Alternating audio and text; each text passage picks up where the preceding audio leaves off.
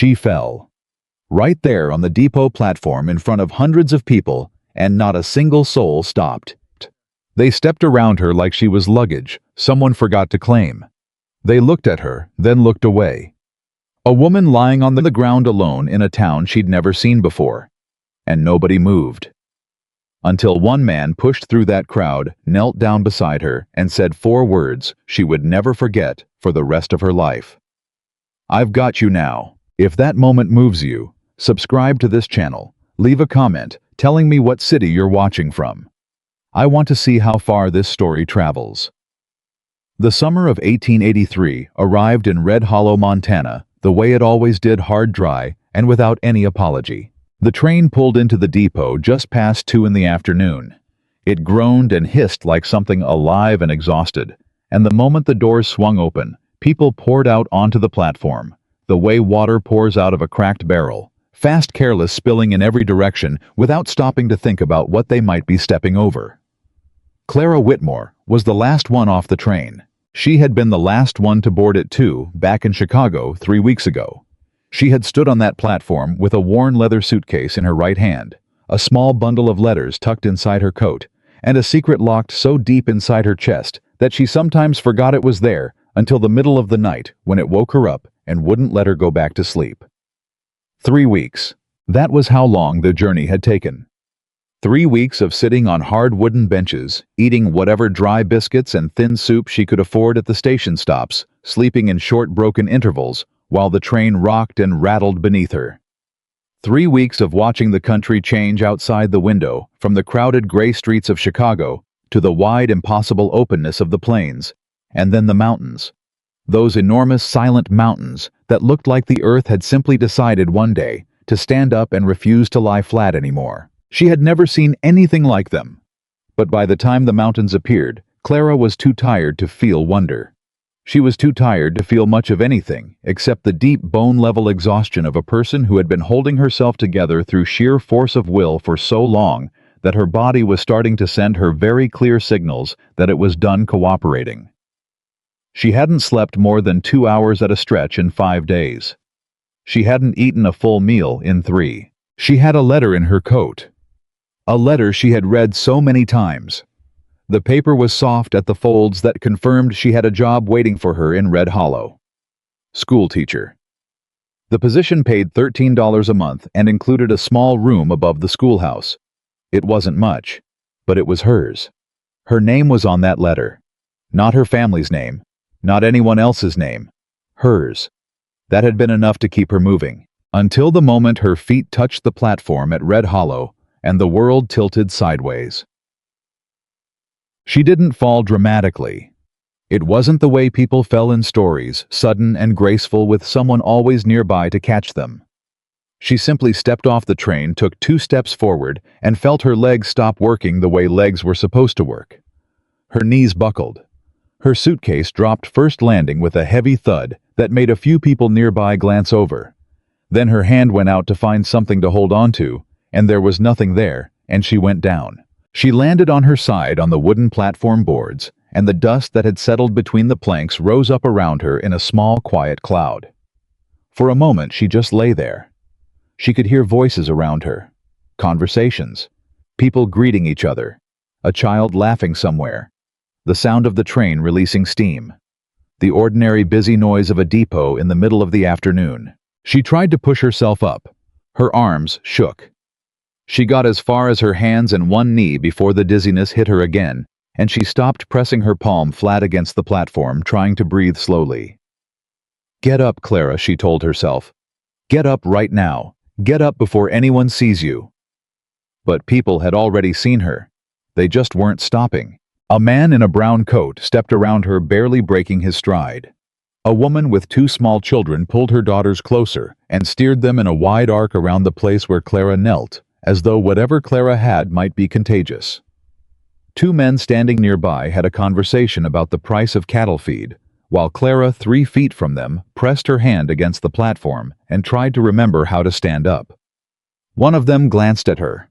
She met his eyes. He looked away. A woman with a hat box under her arm came close enough that the hem of her skirt brushed Clara's fingers. She stopped for just a moment. Clara felt a spike of hope go through her like electricity. And then the woman looked down, looked back up, adjusted the hatbox under her arm and walked on. She walked on. Clara pressed her lips together. She was not going to cry. She had made a rule about that a long time ago, and she intended to keep it. She was not going to cry on a platform in a town she'd never been to, in front of people who didn't know her name, because her legs had given out after 3 weeks on a train. She was not.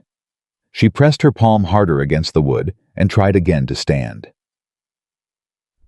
"Somebody want to help that woman." The voice came from somewhere in the crowd. Rough. Male. Not unkind, but not soft. Either the kind of voice that had spent a lot of years outdoors and knew how to carry over distance. Clara looked up. She couldn't see who had spoken. There were too many people, too much movement, too much noise. But for a brief charged moment, the crowd shifted slightly, the way a river shifts when something solid enters it, and she felt the quality of the air around her change. Nobody moved toward her. The voice came again, closer this time. "I said, does anyone here plan to help this woman, or are we all just going to stand here and watch?" Still nobody moved. And then the crowd parted. Not all at once, not dramatically. Just enough, just a gap, maybe 3 feet wide, opening in the mass of people on that platform. And through that gap came a man walking with the particular kind of purpose that meant he had already made a decision and was done considering alternatives. How was tall? That was the first thing Clara registered. Tall and broad through the shoulders, and dressed in the plain working clothes of a man who used his body for a living. Dark trousers, a worn flannel shirt, boots that had seen better decades. He had dark hair that needed cutting, and the kind of face that wasn't exactly handsome in the way men in Chicago were handsome. It was harder than that, more weathered, the face of someone who had spent years under the same unforgiving Montana sky that had made those mountains stand up straight. He was 34 years old. His name was Ethan Walker, and he was looking directly at Clara with an expression that she would spend a long time afterward trying to describe, not pity exactly, and not the calculating curiosity she sometimes saw in people who stopped to stare at misfortune. It was something simpler than either of those things, and somehow more powerful. He looked at her like she was a person who needed help. Just that. Simply that. Like it was obvious. Like it was the only thing in the world that mattered right now. He pushed through the last few feet of the crowd, knelt down on one knee beside her, and said quietly, so only she could hear, "Easy. Don't try to rush it. I've got you now." Clara Whitmore had spent the last 2 years of her life learning not to accept help from strangers. She had learned it the hard way. The way most women of her era learned difficult lessons, through the specific and personal experience of what happened when you trusted the wrong people. She had learned to read the difference between genuine kindness and the kind of kindness that came with a price tag hidden somewhere in the fine print. She had learned to stand on her own even when her legs were shaking, because the alternative was depending on someone, and depending on someone was how you ended up right back where you started. So when this stranger, this Ethan Walker, this cowboy she had never seen before in her life, knelt beside her on the platform and said, "I've got you." Her first instinct was not relief. Her first instinct was to pull away. "I'm fine," she said. Her voice came out steadier than she expected. "Thank you. I just need a moment." "Take all the moments you need," he said. He didn't move. He didn't push. He just stayed where he was, one knee on the platform, watching her with those calm, steady eyes. "But you're not fine. You've gone white as paper, and your hands are shaking." "They're not." She looked at her hands. They were shaking. "It's the heat. It's 90-something degrees, and you've been on that train how long?" She didn't answer. "Ma'am," he said, and his voice dropped even lower, so low that it was almost private, almost the kind of tone that belonged between two people who knew each other rather than two complete strangers on a dusty platform. "I'm not asking you to trust me. I'm just asking you to let me help you stand up. That's all. Nothing more than that."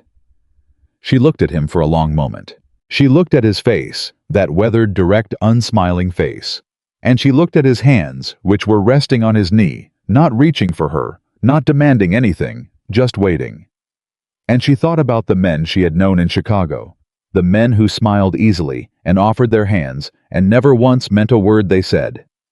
This man wasn't smiling. "All right," she said.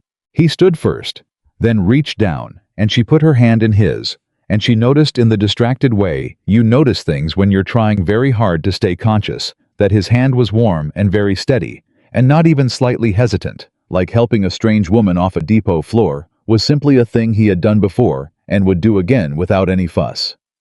She got to her feet, and immediately swayed. His arm came around her quick and sure, and she grabbed the front of his shirt without meaning to, and for a long, humiliating moment, she stood there on the red hollow platform, leaning against the chest of a man she didn't know, while the town she had come all this way to reach spun slowly around her. "Okay," he said, steadying her. "That's not the heat. You're going to sit down," he said. "Right now, before you go down again." He didn't ask her name before he helped her to the bench at the far end of the platform. He didn't ask where she was from, or where she was going, or what she was doing in Red Hollow alone, with one suitcase, and no one to meet her. He just walked her to the bench, held her steady, until she was seated, and then crouched in front of her, with his arms resting on his knees, studying her face the way a man studies a situation he's trying to assess. "When did you last eat?" he asked. Clara opened her mouth to say something dignified. What came out was, "Yesterday, I think, or the day before." Something moved through his expression. Not pity. Something quieter than pity.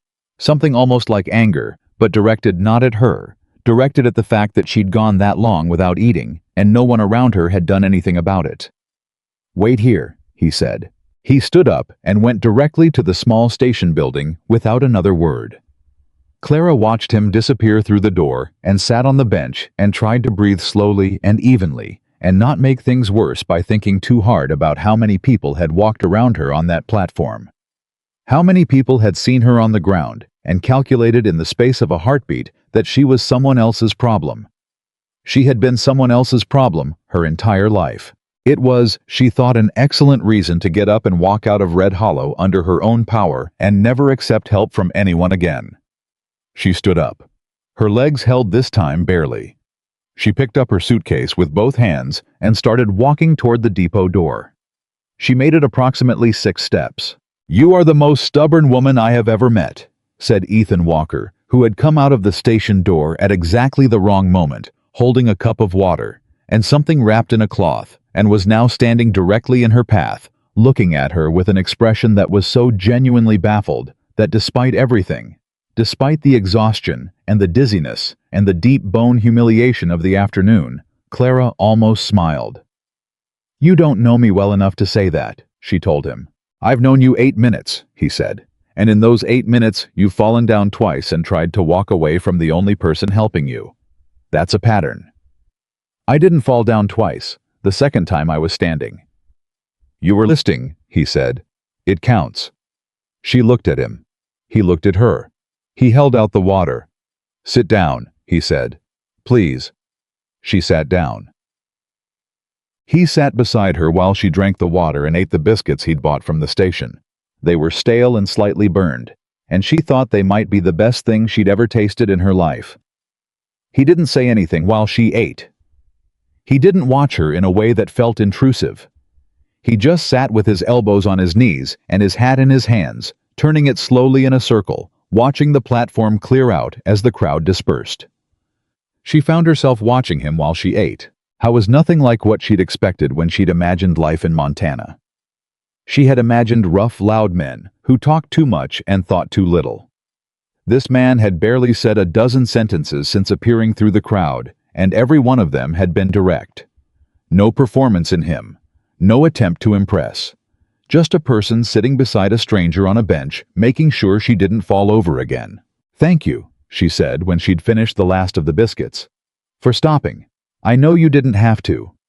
He glanced at her sideways. "Nobody has to do anything," he said. "People mostly choose not to anyway." A pause. "My name is Ethan Walker." "Clara Whitmore."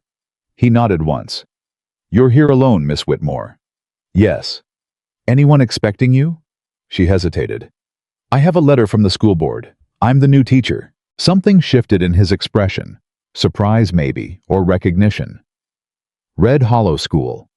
Yes. That's the building isn't ready, he said, and his voice had changed slightly. They sent you a letter saying you could move in above the schoolhouse. Didn't they? Yes. He turned the hat in his hands twice. Miss Whitmore, the roof came in during a storm last month. The building's been under repair since then. There's no... He stopped. Started again. There's nowhere for you to stay tonight. Clara sat very still. She thought about the money in her bag, enough for perhaps 2 nights at a boarding house if the rates were reasonable, and significantly less if they weren't. She thought about the other letter tucked inside her coat, the one she had been trying very hard not to think about, the one with the Chicago postmark that had arrived 2 days before she boarded the train, and that had made her hands shake in a way that had nothing to do with hunger. She thought about what would happen if she had nowhere to go. I see, she said. Her voice was exactly even. There's a boarding house on Main Street, he said, watching her. Mrs. Henderson runs it. She's decent. You could... I don't know that I have the funds for... She stopped herself. She had almost told a stranger about her finances. She pressed her lips together. I'll manage. Will you? It wasn't a question. It was the specific tone of a person who has watched you nearly fall over 3 times in the last 20 minutes and has serious reservations about your use of the word manage. Mr. Walker, Clara said, and she looked at him directly, because she had learned a long time ago that the one thing that made people take you seriously was looking them directly in the eye and refusing to look away first. You've been very kind, genuinely, but I am not your responsibility, and I don't intend to become anyone's charity case in the first hour of arriving in a new town. He looked at her for a long moment. Then he said, Mrs. Henderson's rates are 75 cents a night. If that's outside your range, and from the look on your face, I suspect it might be you could come to my family's ranch instead. My mother's been asking for someone to talk to besides the horses and me for about 3 years. She'd be glad for the company. Clara blinked. I'm a stranger, she said. I noticed. You don't know anything about me. I know you came across the country alone, you haven't eaten in 2 days, and when you were lying on that platform, the 50 people around you chose to step over you. I know enough. He stood up, put his hat back on his head, and picked up her suitcase before she could reach it. My wagon's out front. It's about 4 miles to the ranch. Clara stood, her legs held. She looked at the depot at the platform where the crowd had thinned now to just a few people at the dust still settling in the air. She looked at the main street of Red Hollow, stretching out beyond the station, unfamiliar and dry, and nothing like Chicago. She looked at the mountains in the distance, the ones she had seen from the train, enormous and indifferent and impossibly beautiful. She looked at Ethan Walker, who was standing a few feet away, holding her worn leather suitcase with the same matter-of-fact ease with which he seemed to do everything, waiting without any particular pressure or urgency, just waiting as if he had all the time in the world, and the choice was entirely hers. It wasn't a safe choice. She knew that. She had learned in the hardest possible way that nothing in life was truly safe, and the things that looked safe most often weren't, and the choices that looked dangerous sometimes led you exactly where you were supposed to be. 4 miles, she said. About. And your mother? Her name's Margaret. She'll have coffee on and something on the stove, and she'll have 100 questions for you by the time you finish the first cup. Something that might have been the edge of a smile moved at the corner of his mouth. Fair warning. Clara looked at him one more moment. Then she straightened her spine, all 5 feet and 4 inches of it, which didn't amount to much, but felt like a great deal when she did it, and said, All right, Mr. Walker, 4 miles. Oh. The wagon ride was quiet in the way that the Montana countryside was quiet. Not empty of sound, but full of the kind of sounds that aren't voices. Whined through the grass. The steady rhythm of the horses. The creak of the wagon wheels.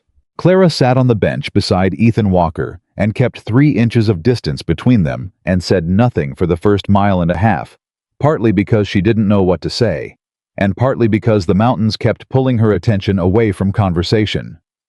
They were even larger close up than they had looked from the train, and in the late afternoon light they had turned a color. She didn't have a name for, not purple and not gray, and not blue. But something that was all three at once. Something that made her chest feel strange and too full. "You've never seen them before," Ethan said. It wasn't a question either. He seemed to ask very few questions. "Is it that obvious? You've been staring at them for 20 minutes. They're—" She searched for a word and didn't find one. "In Chicago, the tallest things are buildings, and you can always tell someone built them. You can see the seams." She paused. "These look like they were always there, like they don't need anyone's permission." He was quiet for a moment. "That's a good way to put it," he said, and the way he said it was plain and genuine, not complimenting her for the sake of being polite, but simply acknowledging that she had said a true thing. She found unexpectedly that she appreciated that. "How long have you been in Red Hollow?" she asked. "Born here," he said. "You've never left?" A beat. Something moved through his jaw. "I left once, came back." He didn't elaborate, and something's in the way he said it made it clear he wasn't going to. At least not right now, and maybe not ever. And Clara respected that because she understood very well what it felt like to have things you weren't ready to talk about. She had one of those in her own coat pocket. She pressed her arm against her side, feeling the outline of the letter there through the fabric. "Don't think about it," she told herself. "Not tonight." "You have other family at the ranch?" she asked, changing direction. "My mother. 2 ranch hands. The horses." A pause. "My father passed when I was 17. I'm sorry. Long time ago." But the way he said it flat quick, the way you say things you've said 1,000 times and still haven't entirely made peace with, told her it wasn't as long ago as he needed people to believe. She said nothing else about it. She simply looked back at the mountains and let the wagon carry them both through the late afternoon heat, and the silence between them was not uncomfortable. It was, she thought, the kind of silence that only existed between people who were both accustomed to keeping their own counsel. She heard the ranch before she saw it. Horses first. Not the quiet working sounds of horses in stalls, but the particular conversation of horses who were accustomed to a certain person's approach, who recognized the sound of wheels on the dirt road and called out accordingly. Then a dog barking. Then a voice. "Ethan James Walker, you are 45 minutes late for supper, and if you think I've kept it warm for you, you've got another, oh." The woman who came around the side of the main ranch house was perhaps 60 years old, with the kind of face that had once been pretty, and had since become something more than pretty. Something with more character in it. More history. The kind of face that had laughed hard and grieved hard, and was still standing. She had gray hair pinned up under a practical hat and apron over her dress, and the expression of a woman who had been about to deliver a lecture that she was now rapidly revising. Her eyes went from Ethan to Clara, then back to Ethan. "Well," she said. "Mama, this is Miss Clara Whitmore. She's the new school teacher. She got in on the afternoon train, and the schoolhouse isn't ready yet, and she needed somewhere to—" "Miss Whitmore," Margaret Walker said, and she walked directly to the side of the wagon and put her hands up to help Clara down, before Ethan had even finished the sentence. "You look absolutely done and sweetheart, and I want you to come inside and sit down before you tell me a single word about yourself. Do you understand? The story can wait until you've had something to eat." Clara, who had been fully prepared to introduce herself with dignity and composure, and some reasonably coherent explanation of her circumstances, instead found herself helped down from the wagon by a woman she had known for approximately 15 seconds, who immediately tucked Clara's arm through hers and began walking her toward the house. "Ethan," Margaret called back over her shoulder, "bring her bag, and put the horses up before supper gets stone cold, would you?" "Yes, ma'am," said Ethan, and Clara, looking back, caught just a glimpse of his expression as his mother swept her away, and it was the quietest, most understated expression of relief she had ever seen on a person's face. As though the thing he had been most worried about was the possibility that Margaret Walker might not take to her. As though getting Clara Whitmore off that depot platform and to this ranch had been for him the easy part. The kitchen was warm and smelled like coffee, and something with beef in it, and just the faintest edge of wood smoke, and it was the most welcoming room Clara had been in for 3 weeks. Margaret sat her down at the table and put a coffee cup in front of her and began filling a bowl from the pot on the stove, and she talked the entire time. Not about Clara. Not about anything particularly important. Just the easy, comfortable talk of someone who is accustomed to filling space with words and does so generously. The roof of the schoolhouse. The quality of this summer's grazing. The McCready family's new baby. The way the creek was running low, and what that might mean for August. The price of flour. Her opinion on the price of flour, which was not flattering to anyone involved in setting it. Clara sat at the table and drank the coffee, which was strong enough to stand a spoon in, and let Margaret Walker's voice wash over her like something warm, and felt slowly and carefully the grip of the last 3 weeks begin to loosen the smallest amount. Just the smallest amount. She wasn't safe. She knew that. She was sitting in a stranger's kitchen in a town she'd arrived in today, with a job that might not have a place for her to sleep, with a secret in her pocket, and a family in Chicago who were right now looking for her. She wasn't safe. But she was here. And someone had given her coffee. And someone had said, "I've got you now." And she was, for the first time in a very long time, not entirely alone. Ethan came in through the back door an hour later, having put the horses up, and Clara suspected from the damp at his collar washed up at the pump. He sat across the table from her and accepted a bowl of stew from his mother without ceremony, and for a while the three of them ate in the kind of companionable quiet that usually belongs only to people who've known each other for years. It was Margaret who broke it. "Miss Whitmore," she said, setting her spoon down with the brisk efficiency of someone who has reached the point in a meal where talking is appropriate. "I have a room upstairs that is doing nothing but existing. It has a bed and a window, and it gets the morning light. You're welcome to it for as long as you need it. No charge before you argue." "Mrs. Walker, I can't possibly." "You can," Margaret said. "And you will. We don't leave people with nowhere to go in this house, Miss Whitmore. We never have." She said it the way she said everything, simply, directly, as if it were a fact about the weather, and not an act of extraordinary generosity toward a woman she'd known for an hour. Clara looked at her. Then she looked at Ethan, who was looking at his stew with the expression of a man who had nothing to add to this conversation, because his mother had, as usual, said precisely the right thing and left no room for improvement. "Thank you," Clara said. Her voice came out with an edge to it that she hadn't intended, a roughness that had nothing to do with her throat and everything to do with 3 weeks of exhaustion and loneliness, and the particular emotional weight of being shown unexpected kindness when you have spent a long time believing you were on your own. She pressed her lips together. She was not going to cry at the Walker table. She was not. "Now," said Margaret, picking her spoon back up with great satisfaction, "tell me about Chicago." Clara told her about Chicago. She told her the version she had prepared, the safe version, the one with the teaching certificates, and the school where she had been an assistant, the one about wanting to see the West, the one about the advertisement in the paper for the Red Hollow position, and the way it had seemed like the right opportunity at the right time. She told the true parts as fully as she could, and left out the rest. Ethan across the table said almost nothing, but she noticed that he listened. Not the way most people listened, which was with one ear while preparing what they were going to say next. He listened the way he did everything else, completely, without performance, giving her words his full attention. It made her careful. She was not accustomed to people who listened like that. She had found the kind of listening that made you want to tell the truth, which was exactly why she had to be particularly vigilant about not doing so. "You've got family back in Chicago?" Margaret asked. "I do," Clara said. Then, before she could stop it, "We're not close." Margaret nodded in a way that did not press. Ethan's eyes came up from his stew, briefly met hers, and dropped again. She had the distinct and uncomfortable feeling that he had heard what she hadn't said. She went upstairs early. Margaret showed her the room, small, clean, with a quilt on the bed and a window that faced east. The way Margaret had promised, and left her with a candle, and told her not to worry about the morning, that Ethan would take her into town after breakfast to speak with the school board about the timeline for repairs. Clara sat on the edge of the bed after Margaret left and took the letter out of her coat.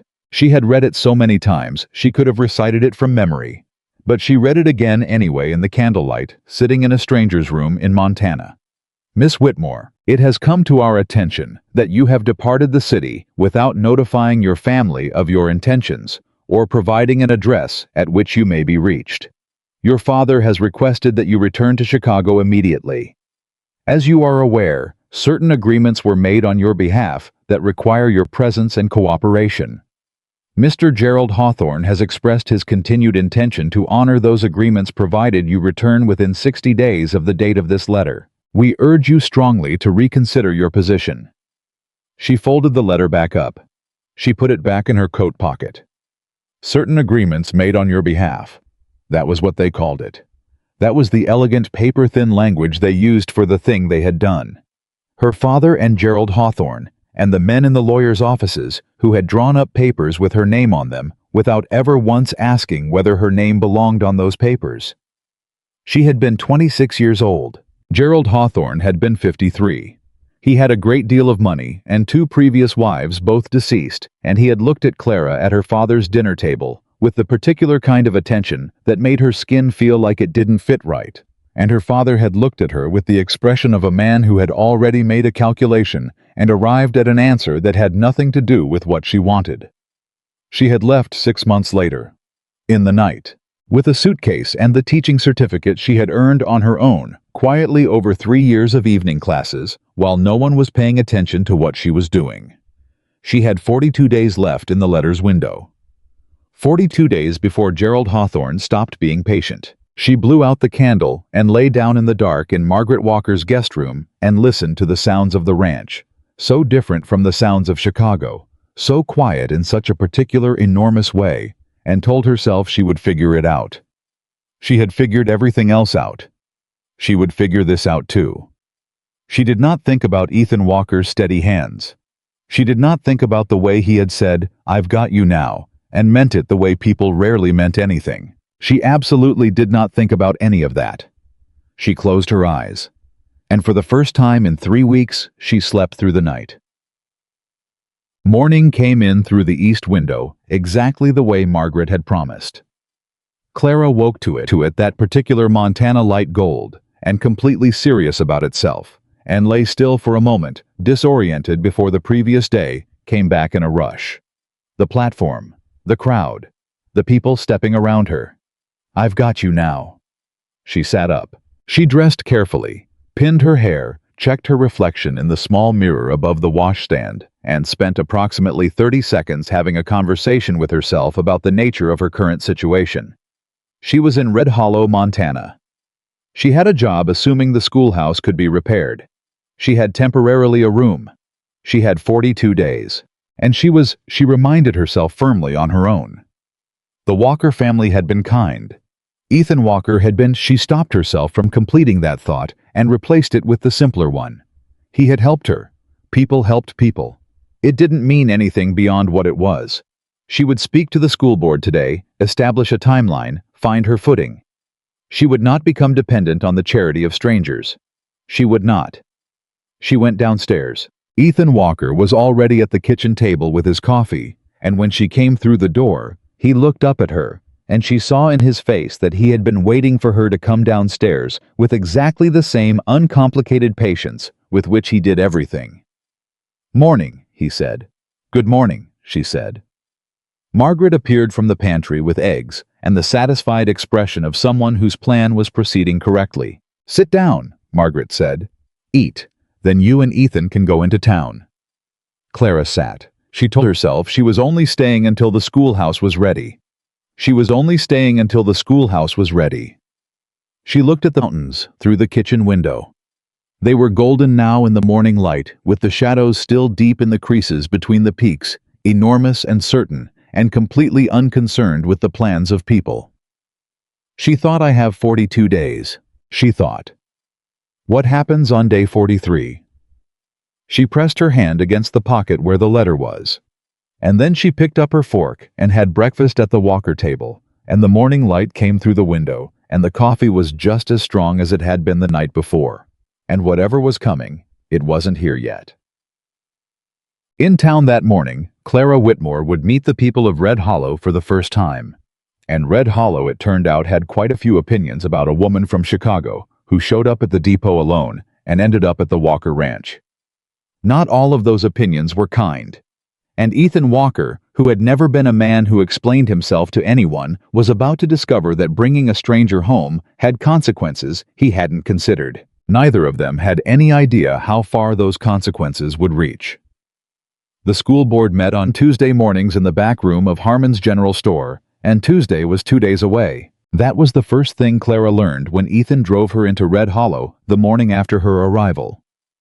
The second thing she learned was that the school board chairman, a man named Albert Greer, was not in town at all this week. He'd gone to Billings on business and wasn't expected back until Thursday at the earliest. And the third thing she learned standing in the doorway of Harmon's General Store, with Ethan Walker behind her, and the morning sun already pressing down hard on the back of her neck, was that Red Hollow was a town where everyone knew everyone, and a stranger's business became everyone's business within approximately 45 minutes of their arrival. She could feel it happening in real time. The woman behind the counter at Harmon's stocky 50s with sharp eyes that didn't miss a thing had looked at Clara, looked at Ethan, looked back at Clara, and said with the specific pleasantness of a person gathering information, "You must be the new teacher. We heard you'd arrived." "News travels fast," Clara said. "It's Red Hollow," the woman said, as if that explained everything. It probably did. "I'm Ruth Harmon. My husband owns the store. We heard you came in on yesterday's train." "I did." "And you're staying out at the Walker place." The way she said it, not accusatory, not exactly, but with a particular inflection that made the statement carry approximately 3 times its literal weight, told Clara everything she needed to know about what the next several weeks were going to look like. "Temporarily," Clara said, "until the schoolhouse is repaired." "Of course," said Ruth Harmon with a smile that was perfectly cordial and carried underneath it the very clear message that she intended to discuss this with at least 6 people before noon. Ethan behind Clara said nothing, but she heard him exhale just slightly, just barely, and recognized it as the exhale of a man who had grown up in this town and was entirely familiar with the mechanism currently being set in motion. They bought what they'd come for. Some thread. Margaret had asked for a newspaper, a tin of something Ethan needed for the horses, and Clara tried to move efficiently and without drawing further attention, which was, she realized, approximately as possible as trying not to cast a shadow on a sunny day. They were back in the wagon before Ethan spoke. "Ruth Harmon has a good heart," he said. But she and her sister-in-law Frances talk to each other every single morning without fail, and Frances is married to one of the school board members." He clicked to the horses and the wagon moved. "So by Thursday when Greer gets back, he'll have already heard 3 different versions of why you're staying at our ranch." Clara looked at him. "Does that concern you?" I thought about it for a moment, with the genuine, unhurried consideration he seemed to give to everything. "Not particularly," he said. "People talk. They were going to talk about you regardless." "Because I'm a woman alone." "Because you're anyone new," he said. "But yes, also because you're a woman alone." A pause. "It'll settle down once they see you teach."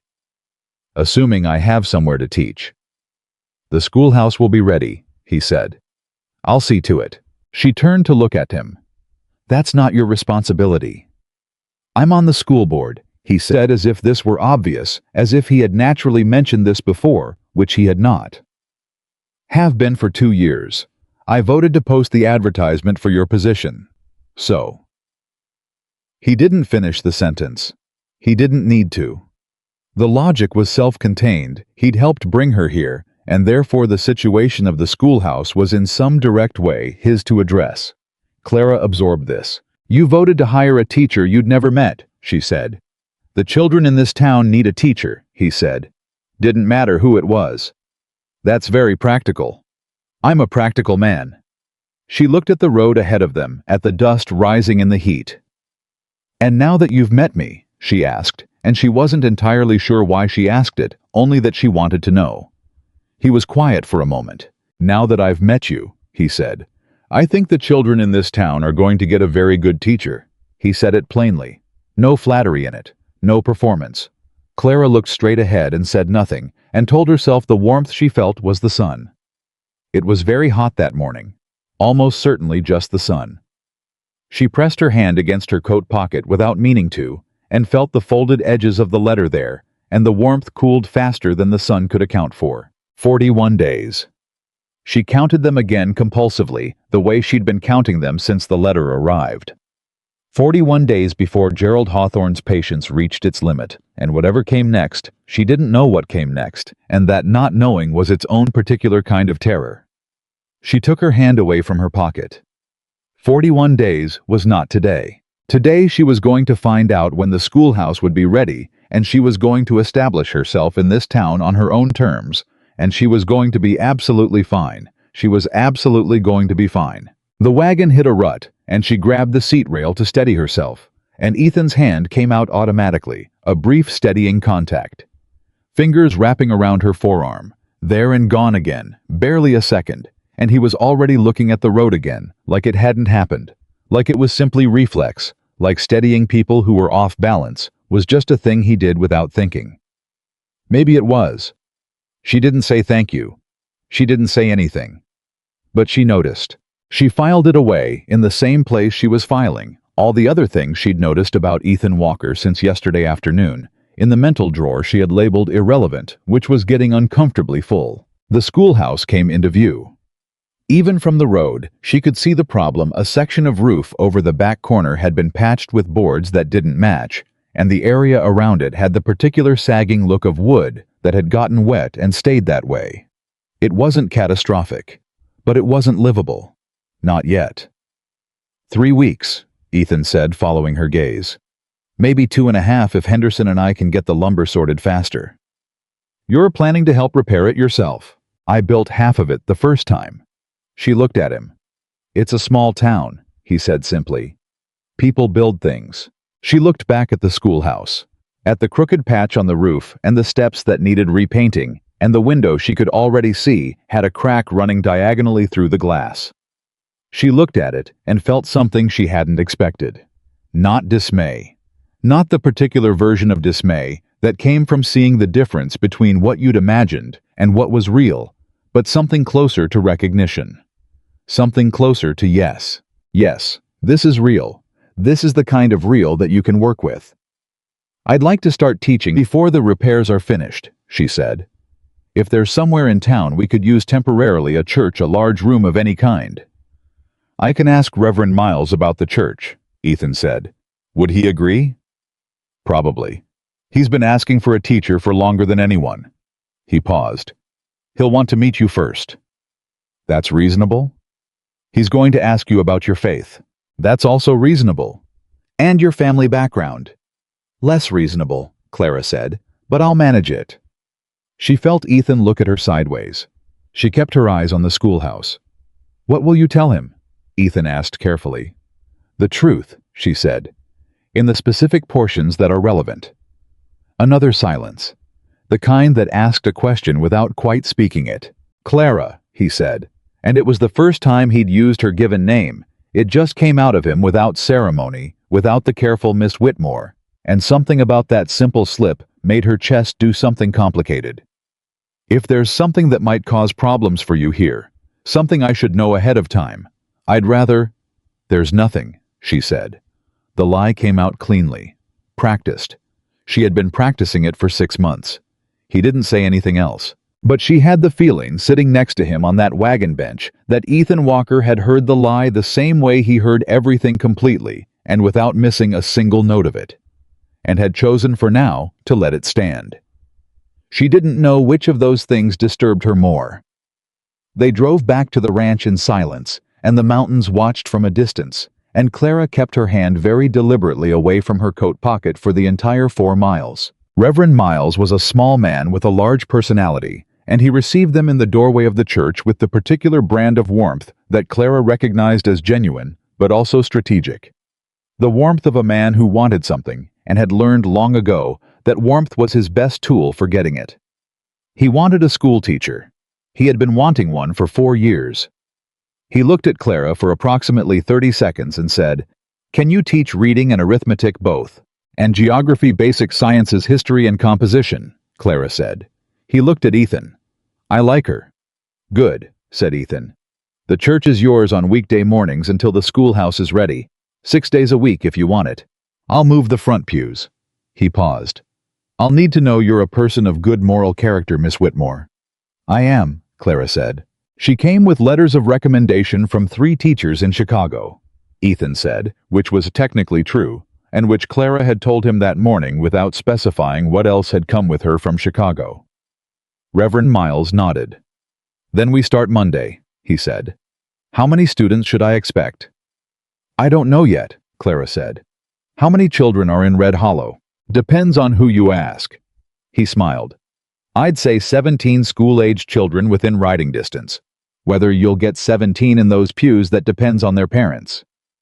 "Their parents," Clara said, "will send them." He raised an eyebrow. "Children who can read earn more money, catch fewer diseases, and cause fewer problems for their parents later in life," she said. "I'll make that argument at whatever dinner tables require it." Reverend Miles looked at Ethan again. "Definitely like her," he said. Ethan's face did the thing that wasn't quite smiling, but was in the neighborhood. The meeting lasted 20 more minutes, during which Clara negotiated the use of the church space, secured the Reverend's agreement to spread word among the families, and arranged a small table and 6 chairs for the first day. She did it the way she did everything, systematically, without hesitation, with the specific competence of someone who had been underestimated for so long that she had gotten very good at making the underestimation irrelevant before anyone had time to fully commit to it. Ethan said almost nothing during the negotiation. He sat in a pew slightly to the side, hat in his lap, watching. She caught him watching once and looked directly at him. He looked back. No apology for it. She looked away first. She seemed to be making a habit of that. They walked back to the wagon afterward, and the morning was getting properly hot now, and Clara realized she was hungry, and her feet ached from the boots she'd been wearing since yesterday, and she was tired in a specific way that had nothing to do with lack of sleep, and everything to do with the constant vigilance of being new somewhere and needing to prove yourself with every interaction. "You did well in there," Ethan said. "I was negotiating for classroom space," Clara said. "It's not an achievement." "With Miles it is," he said. "He had 4 teachers before you, 2 women, 2 men.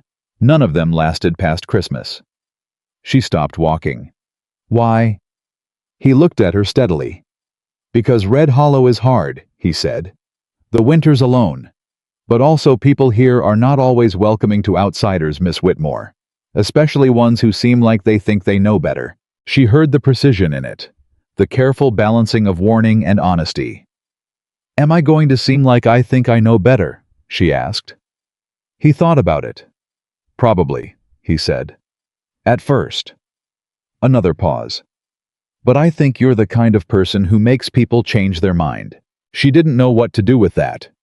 So she started walking again, and he fell into step beside her, and they went back to the wagon, and she thought about 4 teachers who hadn't lasted past Christmas, and told herself she was going to be the 5th who stayed. She didn't let herself think about 41 days.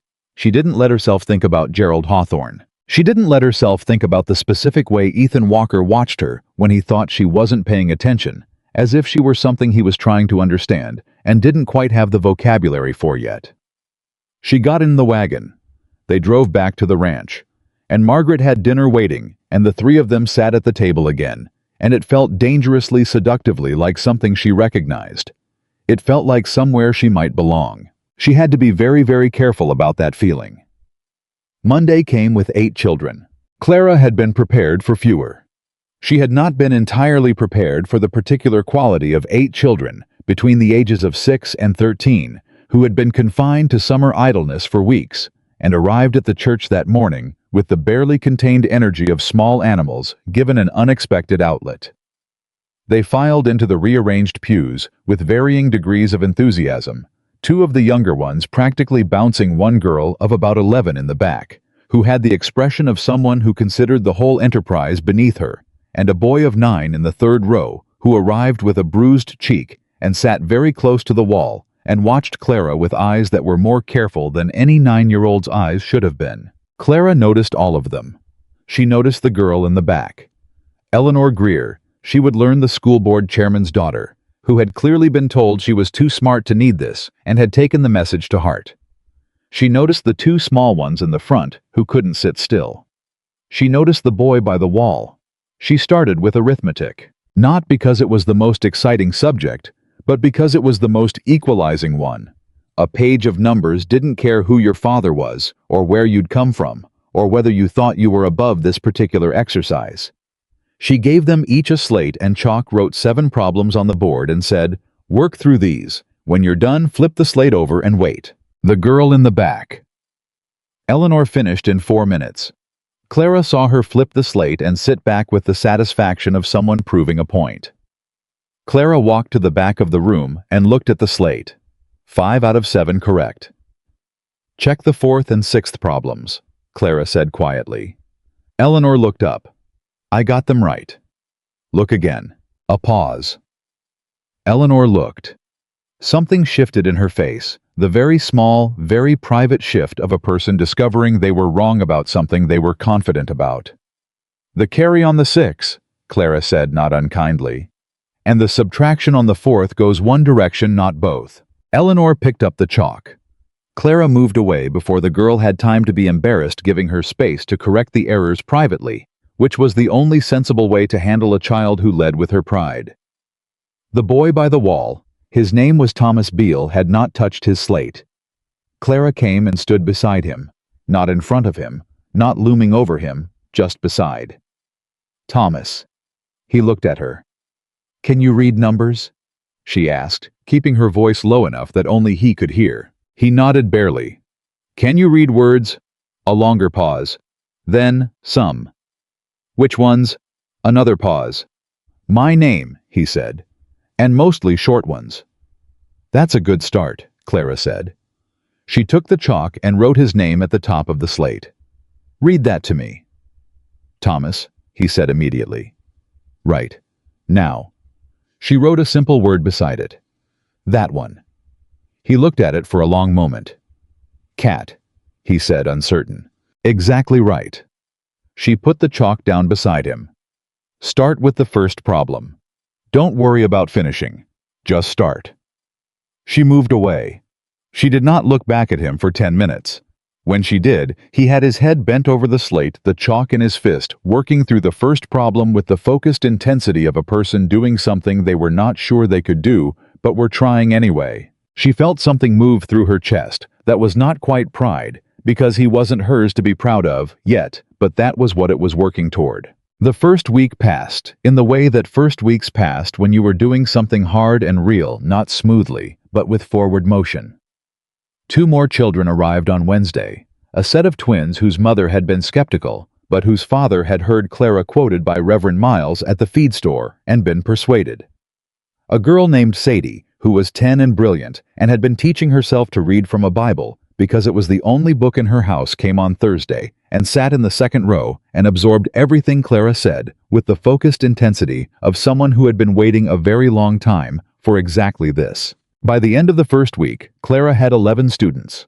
She walked back to Ethan's wagon at the end of each day he had taken to collecting her without being asked, simply appearing at the church steps at 4 o'clock, with the horse's patient in the traces, and his hat tilted against the afternoon sun, and he asked each evening the same question.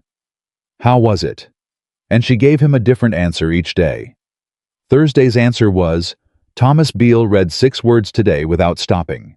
Something happened in Ethan's face at that. A very quick, very real thing. "How old is Thomas?" 9, maybe 10. "His father..." He stopped himself. "His father what?" A pause. "His father's not an easy man," Ethan said carefully. "Thomas's had a rougher go than most." She heard what he wasn't saying. She had seen it in the bruised cheek, in the 2 careful eyes, in the way Thomas sat against the wall like he needed something solid at his back. "I know," she said quietly. He looked at her. "I grew up knowing men like Thomas's father," she said. "I know what that particular kind of fear looks like on a child's face." The wagon moved on the road, and neither of them said anything else for a moment, but she felt the air between them shift. A small shift, barely perceptible. The kind that happened when 2 people who have been maintaining a careful social distance discover they share a language they didn't know they had in common. "Does his father know he's been coming to class?" she asked. "Probably not yet," Ethan said. "What happens when he finds out?" Another silence. more complicated this time. He might not let him come back. Clara looked at the road ahead. Then we need Thomas to learn as much as possible before that happens, she said. She felt Ethan look at her again. She didn't look back, but she was aware of it.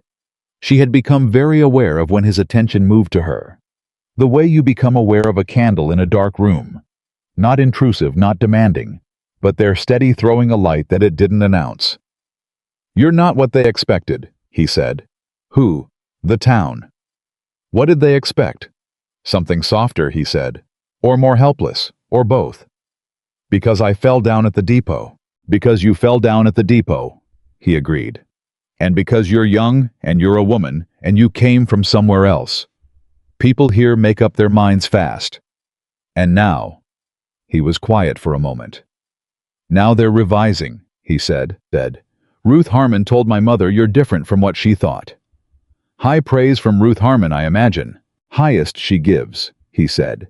And this time the thing at the corner of his mouth was unmistakably a smile, small but real and gone, almost before she could confirm it.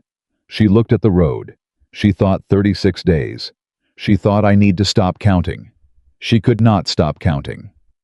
The letter was still in her coat.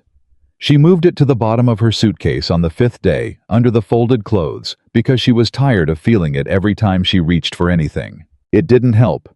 She knew exactly where it was. It was a Tuesday morning 9 days after Clara's arrival when she first saw the side of Ethan Walker that the town talked about, but that she had not yet encountered. She had been at early. She came early every morning, ahead of the students to write the day's work on the board and organize whatever she needed when she heard raised voices from the direction of the main street. She stepped to the doorway. 2 men mid-argument in front of the hardware store across the street. One she recognized as a father of one of her students, Jim Beale. Thomas's father. A large man with big hands and the particular set to his shoulders that she recognized that she had seen before on men who moved through the world, as if the world owed them continuous deference.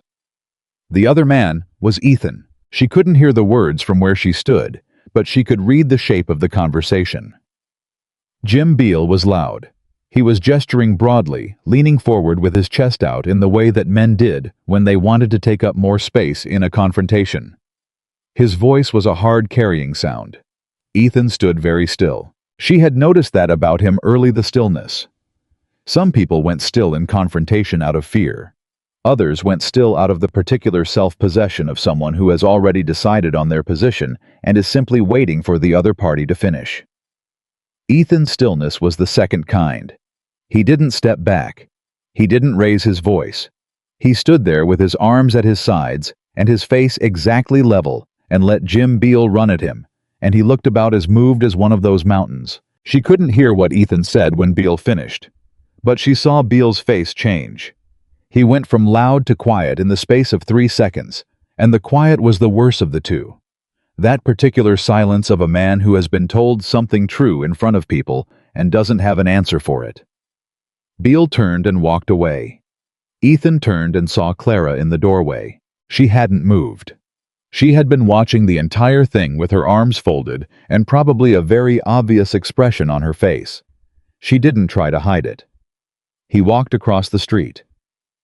Thomas's father, she said when he reached the church steps. Yes. He found out Thomas has been coming to school. Yes. And Ethan's jaw moved slightly. He's not going to pull him out. She looked at him carefully.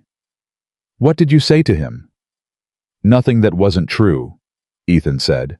That's not an answer. No, he agreed. It's not. She looked at him for a long moment. He looked back. That steady, direct, completely unnerving eye contact that he seemed to deploy without any self-consciousness whatsoever. Thank you, she said. Don't thank me. Thomas deserves to learn. That's the only thing I said to Beale that mattered. She thought about what it must have cost to stand in the street and say that to a man like Jim Beale. In a small town, you had to live next to people. You had to trade with them and sit in church with them and nod when you passed them on the road. Confronting them had consequences. Ethan would have known that. He'd chosen to do it anyway. She kept finding herself discovering this about him, This quiet, undramatic willingness to do the right thing in situations where most people would calculate the cost and decide it wasn't worth it. It was so consistent and so unperformed that she had started to understand why the town respected him, and also why he seemed underneath all of it to be genuinely tired in a way that had nothing to do with physical labor. Carrying everyone quietly was still carrying. "You do that a lot," she said. "Do what?" "Step in for other people," she said, and then refuse to let anyone acknowledge it. He looked slightly uncomfortable, which was the first time she'd seen him look uncomfortable, and it was so contrary to his usual self-possession that it was almost startling. "I don't need acknowledging," he said. "Nobody needs it," Clara said. "That's not the same thing as it not mattering that nobody offers it." He was quiet. She had pushed too far. She could feel it the way you feel when you've stepped on ice and heard it speak beneath your weight, that warning crack, that still moment where you don't yet know if you'll go through. But then he said quietly, looking not at her, but at a fixed point somewhere past her shoulder. "My father used to say that a man who needs credit for doing the right thing isn't actually doing it for the right reasons." "Your father," Clara said carefully, "sounds like he was very good at making virtue feel lonely." Ethan looked at her sharply. She met his eyes. Something moved through his expression, fast, complicated, the flash of a thing that was either recognition or something that worked like it, and then it was gone, smoothed back under the surface, and he said nothing, but the nothing was different from his usual nothings. This nothing had edges. Thomas Beale was in his seat when Clara went inside 5 minutes later. His cheek was a little less swollen than it had been on Monday. He had his slate out already and his chalk in his hand, and when Clara came through the door, he looked up and said very quietly, with the careful formality of a child practicing a phrase he'd worked out beforehand, "Good morning, Miss Whitmore." "Good morning, Thomas," she said. "Let's see what you remember from yesterday." He remembered all of it, every single word. She had to look away for a moment after he finished reading them back to her. She looked at the window and breathed deliberately for 2 seconds, and when she turned back, she was composed again and moved on to the next thing. But she held on to it all day, the small, solid weight of it. Thomas Beale remembered all of it. The week that followed was the one that broke the pattern. Clara had developed a routine, the kind that you develop when you're trying to hold yourself together in a new place that gives shape to days that might otherwise run together. Up before dawn. Breakfast with Margaret, who was up earlier still. The wagon ride with Ethan, which had settled into a comfortable habit, the morning version, quieter than the afternoon. Both of them still working toward the day. School. The afternoon ride back. Dinner. The room upstairs with the east window. She had begun to feel, against her better judgment, settled. It was the feeling that preceded the letter. She came downstairs one morning in the 3rd week to find Margaret at the table with a different expression than usual.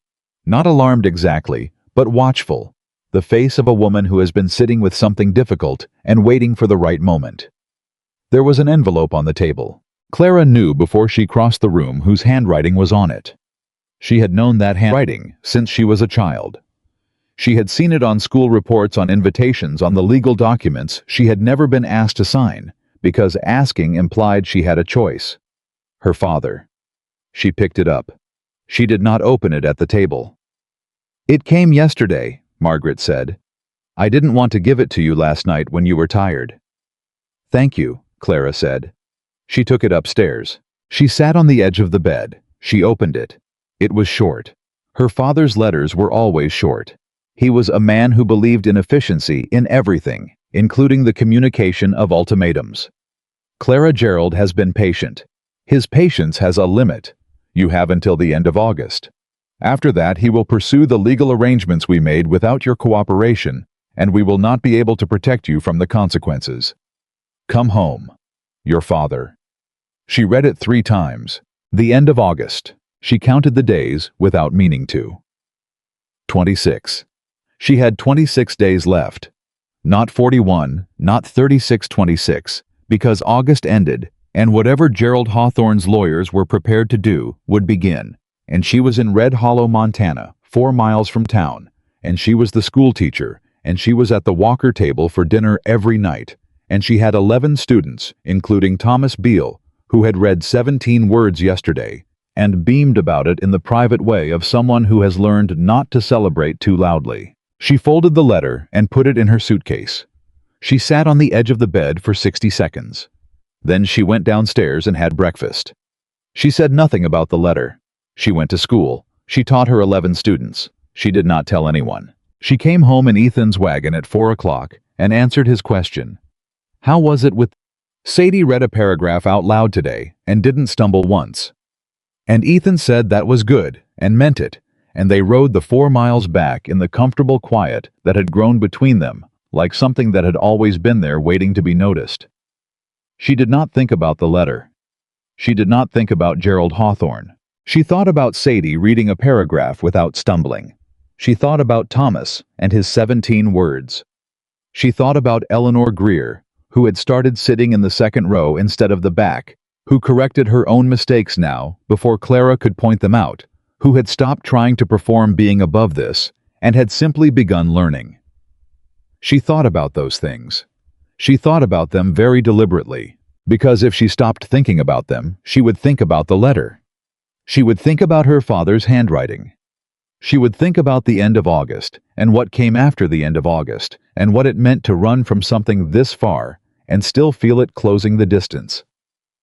3 nights after the letter arrived, she was in the barn. She had gone to put out water for a roan mare that Ethan was nursing through a strained tendon Margaret had asked her, and she had said yes without thinking, because she had grown used to the ranch in a way she hadn't been paying attention to, and she was in the barn at dusk when she heard him come in behind her. "Mama sent you," he said. "Yes." He came past her to check the mare, running a hand down the animal's neck with the particular fluency of someone who had been doing this his entire life. Reading the horse, the way Clara read a student quietly looking for what wasn't being said. "She's better," he said. "Another few days." "She seems calmer," Clara agreed. A silence.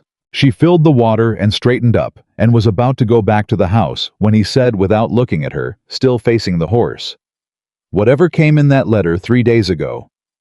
She went very still. "You've been different since then," he said. "Quieter. And you were already pretty quiet." She said nothing. "I'm not asking you to tell me what it said," he continued in that same steady, not quite gentle voice.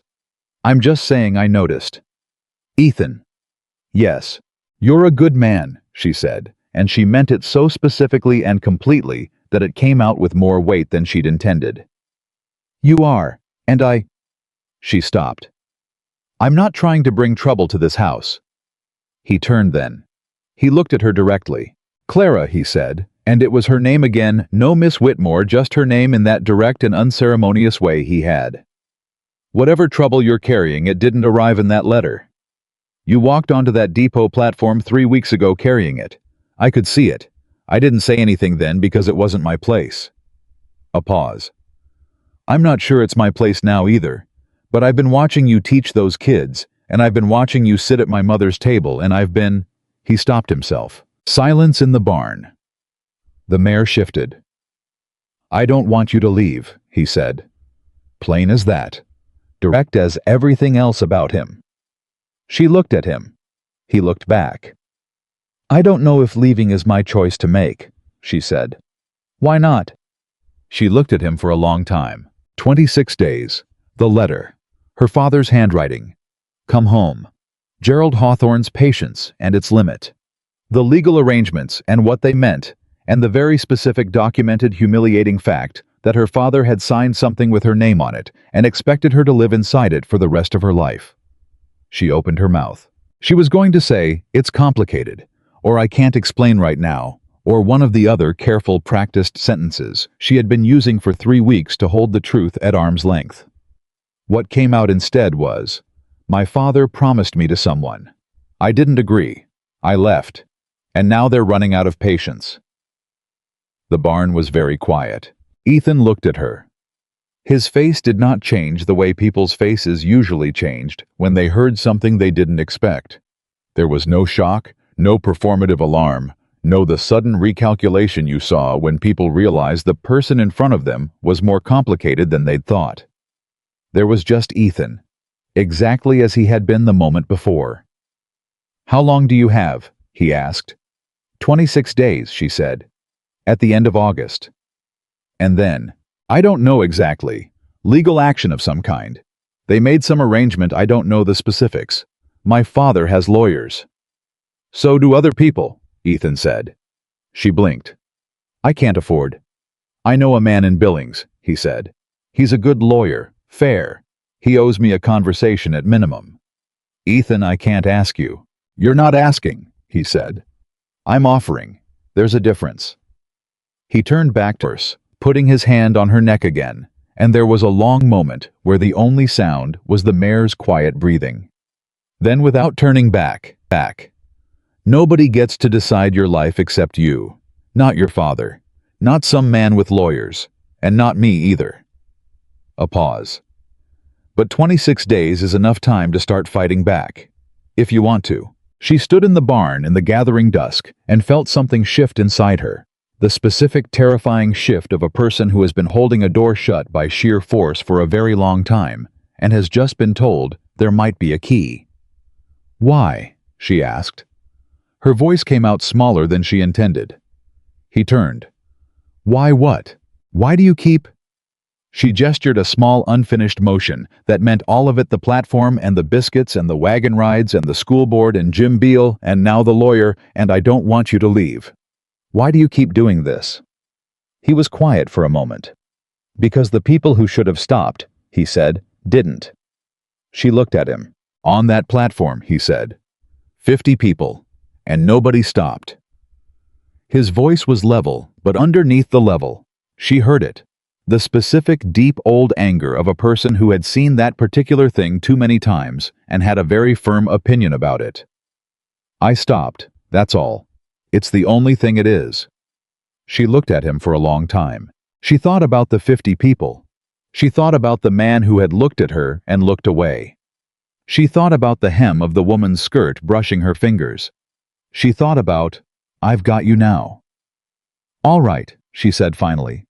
"All right what?" "All right, talk to your lawyer," she said. "Please." Something moved through his face. Small, contained, almost invisible. "I'll write him tonight," he said. She nodded. She went back to the house. She sat at the kitchen table while Margaret talked about the coming weather and the state of the creek and the price of flour, and she drank her coffee and felt underneath the 26 days and her father's handwriting and the fear that had been a permanent feature of her chest for 6 months. Something else. Something unfamiliar. Something that was not exactly hope, because hope was too fragile, and she had learned to be very careful with fragile things. But something in the direction of hope. Something that said maybe. She held on to that maybe with both hands. She was still holding it when she went upstairs past the east window and lay down in the dark and listened to the sounds of the ranch and tried not to think about how much she did not want to leave. How much without meaning to, without planning or intending or permitting herself any such thing, she had come to feel that this place, this table, this kitchen, this wagon. At 4 o'clock, these 11 children, this barn. This man was something she recognized, not perfectly, not safely, but with the particular recognition of a person who has spent a long time in the wrong place and walks through a door one ordinary day and thinks without meaning to, without proof, without anything but the feeling itself. Ethan wrote the letter to the lawyer that same night. Clara knew because she heard him at the desk in the study. Below her room, the scratch of pen on paper. Long and deliberate, the kind of writing that isn't quick because the person doing it is choosing every word. She lay in bed and listened to it and told herself she was not going to cry, and succeeded mostly, except for the part where she pressed her face against the pillow and allowed herself exactly 30 seconds of something that was not quite crying but was in the same neighborhood. Then she stopped. She was done being someone who needed saving. The problem was that Ethan Walker had a talent for making help feel like something other than rescue. He had a way of standing next to a problem instead of standing in front of it, not blocking it, not minimizing it, just placing himself alongside it in a way that made it slightly less impossible. She had never encountered that particular quality before in anyone, and she found it far more disarming than the grand gestures she had learned to distrust. Grand gestures she could refuse. This she didn't know how to refuse. She told herself firmly that 26 days was still 26 days and Gerald Hawthorne was still. Gerald Hawthorne, and a letter to a lawyer in Billings, was not a solution, it was a direction. A direction was not a guarantee. She had learned not to build her weight on things that weren't guaranteed. She told herself all of that very clearly. Then she fell asleep, thinking about the sound of Ethan's pen moving in the room below her, choosing every word, and she slept better than she had since the second letter arrived. 4 days passed. They were good days on the surface of things. 13 students, now 2 more families had sent their children after Reverend Miles mentioned at Sunday service that the new teacher had gotten Thomas Beale reading sentences. That detail had apparently moved through the congregation like current through water. Jim Beale was not a popular man. The fact that his son was learning something against his preferences struck Red Hollow as apparently something worth supporting. Clara accepted the 2 new students, a girl of 12 named Harriet, and her younger brother Will, who was 7 and had never held chalk before in his life, and gripped it in his fist like a weapon, and continued. Thomas Beale was reading simple sentences by the end of the second week. Clara did not make a production of it. She simply handed him a primer she had brought from Chicago, one of 6 she had packed in her suitcase alongside 1 change of clothes and her teaching certificates, and said, "Take this home tonight, read the first page. Don't worry about the words you don't know, just note which ones they are, and we'll go through them tomorrow." He looked at the book like she had handed him something fragile. "My father." "Keep it in your school bag," Clara said. "You have a school bag?" "Yes, ma'am." "Keep it there." He understood. She could see him understand the specific too-adult comprehension of a child who has learned to navigate around a difficult parent with the same caution you'd navigate around a sleeping animal. It made her stomach hurt in a very particular way. But she also knew that the worst thing she could do for Thomas was pity him loudly. What she could do was give him something that belonged to him that his father couldn't easily take. Words were portable. Words once learned went wherever you went. She had built her entire escape on that fact. It was a Friday afternoon, 11 days after Ethan had written to the lawyer when the reply came. Clara was at the church when Ethan appeared in the doorway, between the last student leaving and her beginning to stack the slates for the weekend. He had an envelope in his hand, and an expression that was readable only if you had spent the last month learning to read him, which she had without entirely meaning to. The expression said, "This is news. I don't know yet if it's good news." She put down the slates. She walked to the door. He handed her the envelope. She read it standing in the church doorway with Ethan 1 step below her on the steps, so that for once they were eye to eye, and the afternoon light was on both of them. And the letter from the lawyer in Billings, a man named Charles Fenn, said the following in the careful and precise language of a man who spent his professional life making language do specific work, that the arrangement Clara's father had made with Gerald Hawthorne depended significantly on whether Clara herself had signed any document agreeing to the terms. That if she had not, the arrangement had considerably less legal force than either party might believe. That Montana territorial law in this specific regard differed meaningfully from Illinois law, and that the distance between them was relevant. That Ethan should bring Miss Whitmore to Billings at his earliest convenience. Clara read it twice. She looked up. "He thinks there's a case," she said. "He thinks there's a question worth asking," Ethan said. "Which with Fenn is almost the same thing. He doesn't waste his time on lost causes." "I never signed anything," Clara said. "They never asked me to sign anything." "That matters. They assumed—" She stopped. She had thought about this so many times that thinking about it had become a kind of automatic loop. The same thoughts in the same order, wearing a groove into the inside of her mind. "They assumed I would simply do what I was told. My father and Gerald both. They made arrangements as if I were furniture, something to be moved from one room to another. But you weren't." "No," she said. "I wasn't." He looked at her steadily. "Can you get to Billings?" "When?"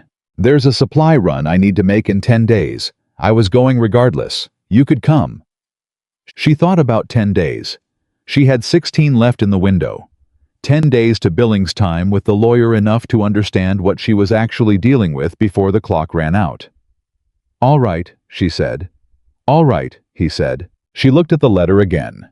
Then she folded it carefully and put it in her coat pocket alongside the original letter from Chicago. They sat there together, those two pieces of paper, and she thought that she was for the first time in 6 months holding a letter that was trying to help her instead of corner her. It was a feeling she didn't quite know what to do with yet. "Ethan," she said. "Yes." "Why does the lawyer owe you a conversation?" Something shifted in his face. Not discomfort exactly, but the particular expression of someone who has been asked a question they're willing to answer and deciding how. "3 years ago," he said. "Fenn's son had an accident out this way. Horse threw him on the road between here and Billings middle of winter. I found him, brought him back." Clara looked at him. "He would have died out there," Ethan said plainly. She processed that. "You saved his son's life, and he considers that a debt of a conversation." "I don't consider it a debt at all," Ethan said. "Fenn does. I can't control how he accounts for things." She looked at him for a long moment at this man who had carried her off a depot platform and fought for Thomas Beale on a public street and ridden into a winter road to bring back a stranger's son, and apparently considered none of it remarkable. "You are," she said slowly, "the most quietly extraordinary person I have ever met." He looked genuinely uncomfortable. "Don't." "I'm not flattering you," she said. "I'm making an observation. You can disagree with it if you want, but you'd be wrong." He was quiet for a moment. "Your observations," he said finally, "are getting bolder." "I've been in Red Hollow a month," she said. "I'm settling in." And something happened then. Something she hadn't planned, and he clearly hadn't expected, which was that she smiled. A real smile, not the careful, controlled expression she had been managing since her arrival, but an actual, full, unguarded smile. And it happened before she could stop it, because it came out of a genuine and uncomplicated feeling that was nothing more or less than being glad she was here in this town, in this conversation with this particular person. Ethan looked at her when she smiled, and his face did something she had not seen it do before. It went a little unsteady, just for a second. Just the smallest fracture in that bedrock composure. A man caught off balance by something he hadn't seen coming, and then it smoothed back over, and he looked at the road and he said, "We should head back. Mama will have supper." "Yes," she said. She followed him to the wagon. She didn't say anything else about the smile, or about what she'd seen in his face when it happened. She was filing that one in the drawer marked irrelevant too. The drawer was at this point structurally compromised, but she kept adding things to it anyway. The problem with small towns and long months is that the walls between public and private have a way of developing holes without anyone's permission. Clara had been careful. She thought quite deliberately, careful. Careful about what she said and to whom. Careful about how much time she spent in Ethan's company, where people might observe it. Careful about the drawer and its contents, and the feelings she was not permitting herself to have, because she had 16 days and an unresolved legal situation, and no business complicating her circumstances further with something she couldn't afford. She had been careful. Eleanor Greer's mother was not careful. She came to the church on a Wednesday morning, not during school hours, but before them, while Clara was arranging the slates. She was a thin, precise woman named Catherine Greer, married to Albert Greer, the school board chairman, and she had the expression of someone who had rehearsed what she intended to say and was going to say it regardless of how the conversation responded. "Miss Whitmore," she said from the doorway. "Do you have a moment?" "Of course, Mrs. Greer." She came in. She sat without being invited in the front pew. She folded her hands on her lap. "I want to be direct." "Please," Clara said. "There is talk in this town about you and Ethan Walker." Clara set down the slate she was holding. She kept her face exactly level. "What kind of talk?" "The kind that will affect your position here," Catherine Greer said. "You are an unmarried woman living on the man's property. You ride with him twice daily. People talk. People talk about everything in Red Hollow," Clara said. "That is true. But some talk has consequences." She paused. "My husband is a fair man, Miss Whitmore. He appointed you to this position on Ethan Walker's recommendation, and he has been pleased with what he's heard from the families. But he is also a man who answers to this community, and this community has certain expectations of its schoolteacher. I understand that. Do you? Catherine Greer looked at her with the particular directness of a woman who has played the game long enough to know all the rules and feels occasionally slightly sorry for people who don't. The last woman who taught here left because of talk. Not fact. Talk. I want you to stay, Miss Whitmore. She's changed this past month. The way she reads now, the way she thinks through problems. She stopped herself. When she continued, her voice had lost some of its precision. I want you to stay. I'm telling you this, so you can be careful. Clara looked at her. What would you have me do? She asked. I don't have anywhere else to stay. The schoolhouse isn't ready yet. I know, Catherine said. That's why I'm not suggesting you leave the Walker Ranch. I'm suggesting you be visible about the propriety of the situation. Margaret Walker's presence there is appropriate. Ethan's kindness is a delicate pause. It could be mistaken for something else, by people who don't know him as I do. Clara said very carefully. Is it being mistaken for something else?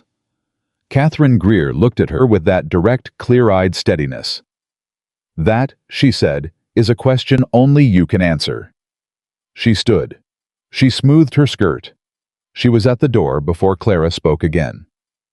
Mrs. Greer. She turned. Eleanor corrects her own mistakes now, Clara said. Before I can point them out. Do you know what that means? Catherine Greer was quiet for a moment. It means she trusts herself, Clara said. A month ago she didn't. Whatever talk you're worried about, whatever consequences this town thinks I should be afraid of, I want you to know that I am not going anywhere. Not because of talk. Your daughter is going to trust herself, and Thomas Beale is going to read, and Sadie Harrison is going to have something in her life that no one can take away from her, and I intend to be here for every single bit of that. Catherine Greer looked at her for a long moment. Something moved through her face. Good, she said quietly. Then be careful. She left. Clara stood in the church and felt the conversation settle into her like something heavy, finding the bottom. She knew what Catherine Greer had really been asking. She had been asking, what is Ethan Walker to you? And the answer that Clara had, the honest answer, the one she had been building the walls of the drawer to contain, was not one she could give to Catherine Greer in the church on a Wednesday morning. She wasn't sure she could give it to herself yet. What she knew was this. Somewhere in the last 4 weeks, the careful distance she had maintained had developed the same kind of hole that small-town walls developed.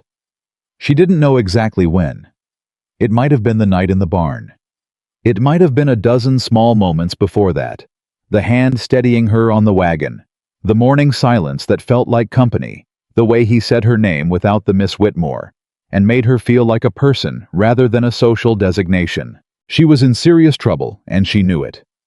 The trouble had nothing to do with Gerald Hawthorne. That was the part that scared her. She was still standing in the church when the first students arrived, and she put the trouble back in the drawer and closed the drawer and taught school with her full attention for the next 6 hours, because the children in those pews deserved her full attention, and she was not going to give them anything less. She did not mention the conversation with Catherine Greer to Ethan that afternoon. She did not mention it at dinner. She did not mention it that night. What she did instead was lie awake and think about 16 days, and Gerald Hawthorne and the drawer, and Catherine Greer's expression when she'd said that is a question only you can answer, and the specific expanding shape of the problem she was in. She thought about all of it until approximately 2 in the morning, and then the storm hit. It didn't come gradually the way weather was supposed to come. It came the way certain things in life arrived fast with no warning, making the warning system irrelevant by the time it announced itself. One moment the night was dry and still. The next the wind picked up with a sound that Clara in her east-facing room recognized as wrong even before she was fully awake. Not ordinary wind, the kind that had intention in it. She heard Ethan moving downstairs before she was out of bed. She heard Margaret's door.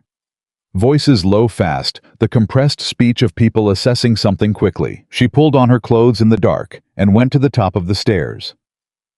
3 families that I know of between here and the Henderson place, Ethan was saying. The Beals are out that way.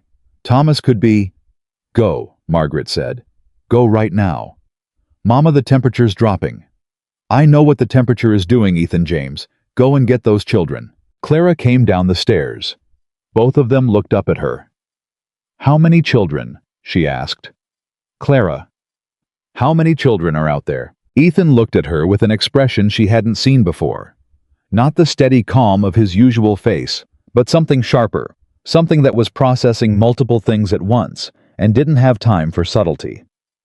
At least 6 that I know of. Thomas, the Beale kids. There's a group from the Henderson family that were out visiting the Macreadys. Storm came from the north. The road between here and Henderson's is going to be— I'm coming with you. No. Ethan. Clara, those are my students, she said. Thomas Beale is 9 years old, and he is out there, and he is one of my students. I am coming with you. He looked at her. She looked back. You'll do exactly what I say, he said. Within reason. Not within reason, exactly. Fine, she said. Exactly. They were outside in under a minute. The wind hit her like something physical, not cold. Yet, not the worst of it, but coming the cold, coming behind the wind, like something chasing it. And Ethan had the horses ready, in a speed that told her he had been saddling them while she was still coming downstairs, that he had planned to go alone, that he had not planned to argue with her about it, and had lost the argument anyway. He helped her into the saddle without a word. She had ridden before in Chicago in the careful, supervised way of women whose fathers considered it a suitable accomplishment. She had not ridden like this fast in the dark, in building wind on a horse that she had to convince with her hands and legs, rather than simply direct with a gentle suggestion. The horse listened to her. She discovered, more competent at this than she'd had occasion to demonstrate. She saw Ethan notice it from the corner of her eye, a brief surprised assessment, and she filed that away too. The drawer was simply going to have to manage. They rode hard toward the Henderson Road. Ethan called names as they went, not shouting in panic, but projecting his voice with the practiced carry of someone who knew how to make sound travel in open country. She heard the wind take his voice and throw it outward, and waited for an answer from the dark. Nothing for the first 10 minutes. Then a sound. Not a voice, something smaller than a voice. Stop, Clara said. He pulled up immediately. Silence except the wind. There, again. Not a voice, a sound. She was off the horse before Ethan had fully processed what she was doing, moving toward the sound on instinct. The kind of instinct you developed when you had spent weeks learning the difference between a child who was frightened and a child who was beyond frightened, who had gone quiet in the way that children went quiet when they had stopped trusting that sound would help them. She found Thomas Beale in the shallow ditch at the edge of the road. He was curled up small with his knees against his chest and his arms around them, and he had stopped calling for help. She didn't know how long ago he had stopped calling, and he looked up when Clara's face appeared above him with the expression of a person who has given something up and is startled to discover it's not gone after all. Thomas, she said. He said her name. Just Miss Whitmore. Barely above a whisper, as if he needed to say it to believe it. I've got you, she said. She said it the same way Ethan had said it to her on the platform. She didn't plan it. It came out of her the way things came out of you when you weren't trying to perform anything, when you were simply telling the truth in the most direct available language. I've got you. She had him up out of the ditch, and Ethan was right behind her.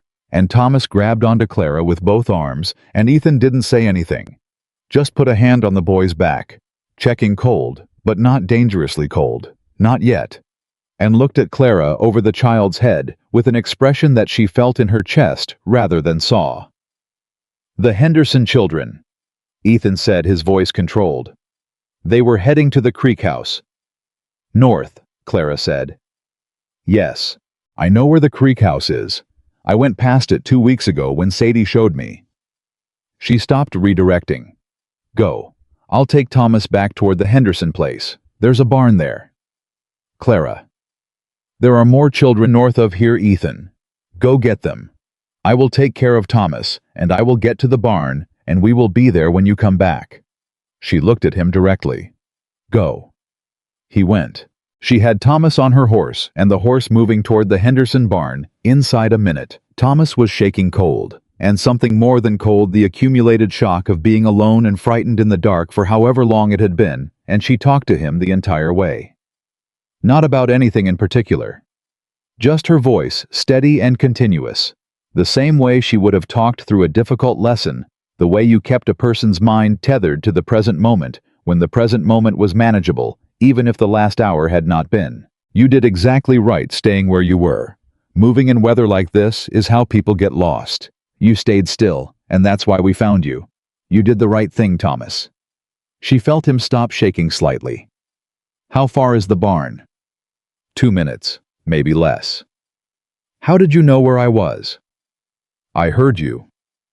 I wasn't making noise. Yes, you were, she said. Just a small noise. But I was listening. She heard him breathe. You came out in the storm, he said. Of course I did. My father says... He stopped. What does your father say? A pause. The wind pulling at them both. He says women from the city don't last in Montana. Thomas, Clara said, your father is wrong about quite a few things. We've discussed this. A sound came out of Thomas Beale that was somewhere between a gasp and a laugh. She got him to the barn. She got him inside and out of the wind, and settled in the clean hay with a horse blanket she found on the wall, and she sat beside him, and the wind outside was loud and getting louder, and she was very cold, and she did not allow herself to think about where Ethan was right now, and whether he had found the Henderson children, and whether the road north was passable, because thinking about those things would not help Thomas, and would not help her, and would not help anyone. She focused on Thomas. Can you say the words from yesterday's primer? She asked. He looked at her. Say them, she said. All of them in order. He said them. All of them. In order. She made him do it again. By the third time through, he was fully present, fully with her. The shaking almost stopped, his eyes clear and focused and following her face, the way children's eyes followed a person they trusted. And she thought, this is the job. Not the reading, not the arithmetic. This. Keeping a child anchored to themselves when everything else is trying to pull them under. It was 40 minutes before she heard horses outside. 40 minutes in which she had gone through every word Thomas knew, then made up 2 games with them. Then told him 3 stories from Chicago that she had edited for age appropriateness. Then listened to him tell her in a low and careful voice about the 2 days last winter, when his father had been particularly bad and Thomas had gone to sleep in the school building. The building that was now partially repaired. The building with the crooked roof patch because it was warmer than staying home. She did not react. She listened. She filed it in the place where she kept the things she could not immediately fix but would not forget. When the barn door opened, it was Ethan first, then a girl. Clara recognized as the oldest Henderson child, then 2 younger ones behind her cold. Scared the youngest one crying, but ambulatory, which was what mattered. Ethan looked at Clara. She looked at him. He said, there's one more. I need to go back. How far? 1/4 mile. She went for a tree when the lightning started. I know where she is. Go, Clara said. He went. He was back in 8 minutes with the last Henderson girl, 11 years old, a cut on her arm from the tree bark, shaking badly, but fundamentally intact. And Clara had all the children together and the blankets distributed, and the youngest ones calmed down from crying by the time he came through the door. He stood in the barn doorway and looked at the 5 children arranged in the hay, calm and covered and accounted for, and then he looked at Clara. All of them, he said. All of them, she confirmed. He sat down, not dramatically. Just sat down in the hay with the particular deliberate movement of a person whose body has been running on emergency fuel for the last hour and is now receiving the message that the emergency is over and is making adjustments accordingly. Clara sat beside him, not 3 inches of distance between them, right beside him. He didn't say anything. Neither did she. The wind was still going outside, and the children were settling into the warmth of the hay and the blankets, and Thomas Beale had fallen asleep with his cheek against Clara's folded coat, and the Henderson girl with the cut on her arm had closed her eyes, and the barn was making the small sounds of animals and old wood and wind, pushing against the walls and not getting in. "How did you find Thomas?" Ethan asked quietly. "I heard him. You said he wasn't making much sound, but I was listening." He was quiet for a moment. "You're very good at listening," he said. "I had good training," she said. "You learn to listen carefully when the people around you aren't saying the true thing." He heard the weight in that. She knew he heard it. "The letter," he said. "The letter," she agreed. They sat in the barn, and the wind ran itself out against the walls, and Clara felt something that was not the cold, and not the exhaustion, and not the relief of 5 safe children. Something underneath all of those things that she had been trying not to feel for 4 weeks, and that had run out of room in the drawer. "Ethan," she said. "Yes." "When we go to Billings?" "Yes." "If Fenn says there's no case, then we find another angle," he said immediately. No pause, no deliberation. Just the plain, matter-of-fact certainty of someone who has made a decision in advance and is simply reporting it. She turned to look at him. "You can't promise that." "I can promise I'm not going to stop," he said. "Those are different things." She looked at his face in the dim light of the barn. The weathered, certain, utterly unperformed face of a man who said what he meant and meant exactly what he said. She thought about the depot platform. She thought about 50 people walking past. She thought about the one who stopped. "Why won't you let me be grateful?" she asked. Not accusatory, genuinely asking. He seemed surprised by the question. "I don't. Every time I try to thank you, you redirect," she said. "Every time I try to acknowledge what you've done, you find a reason why it doesn't count. You helped me off that platform, and you said anyone would have done it. You stood up to Jim Beale, and you said it was about Thomas, not about me. You wrote to a lawyer, and you said it was just a conversation. You went out in a storm tonight, and you're sitting here like you went on an errand." He was quiet. "I want to be grateful," she said. "I'm not good at it. I'll admit that I've had reason to be suspicious of what gratitude does to your position in relation to another person. But you make it very hard to hold on to that suspicion, and I need you to understand that what you keep doing, what you have kept doing since the moment you came through that crowd, it matters. To me. Not because I'm helpless and you're capable, because you keep choosing to." The barn was very quiet. Thomas shifted in his sleep. Ethan looked at Clara for a long moment, and she held her ground and looked back, and the thing in the air between them was no longer the kind of thing that could go back in any drawer. He said, "My father didn't choose." She waited. "When things got hard, when the ranch was struggling and my mother needed, he found reasons why it wasn't his job. He had a talent for that." His voice was level, but she had learned to hear the things underneath his level voice, and what she heard underneath this one was old and deep and had been there a long time before she arrived. "He died when I was 17, and I spent a long time being angry at him. And then I spent a long time wondering if I understood it, if there was something about the hard thing that made the looking away make sense." "And," Clara asked. "And then I saw 50 people step around you on a platform," he said. "And I understood the looking away completely, and I couldn't do it anyway." She felt that land in her chest. "Ethan," she said. "Don't. I'm not going to thank you," she said. "I'm just going to tell you that I see you. What you carry. What you give to people without letting anyone acknowledge it. What your father's version of things cost you, and what you decided to do about it." She paused. "I see it. I want you to know someone does." He looked at her. And the composure, that bedrock foundation, level composure that she had been watching hold under everything for 4 weeks moved. Not broke. Moved. Like something that has been still for a very long time, discovering it still knows how. He didn't say anything, but he didn't look away either, and they sat like that close enough that the space between them was no longer distance, but presence in the hay, with the children sleeping and the storm running down outside, and something settled between them that neither of them named, and both of them felt with absolute clarity. It was not a kiss. It was not a declaration.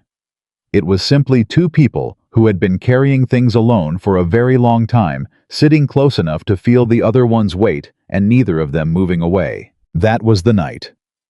The morning after the storm was the morning Red Hollow changed its mind about Clara Whitmore. Word traveled the way. Word always traveled in that town, faster than the mail and more detailed than any newspaper. And by the time Clara drove in with Ethan and the children in the back of the wagon, Margaret having arrived by the Henderson wagon an hour earlier with coffee and blankets, and the efficient authority of a woman who has handled emergencies before the families were already at the barn.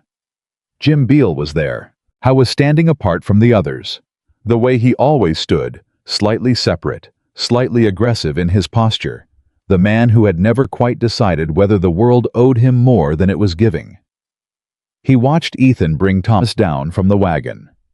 He watched Thomas go to him, not running, not enthusiastic, but going the way a child goes to the parent they have decided to go to when they have run out of other options. Then Jim Beale looked at Clara. She looked back.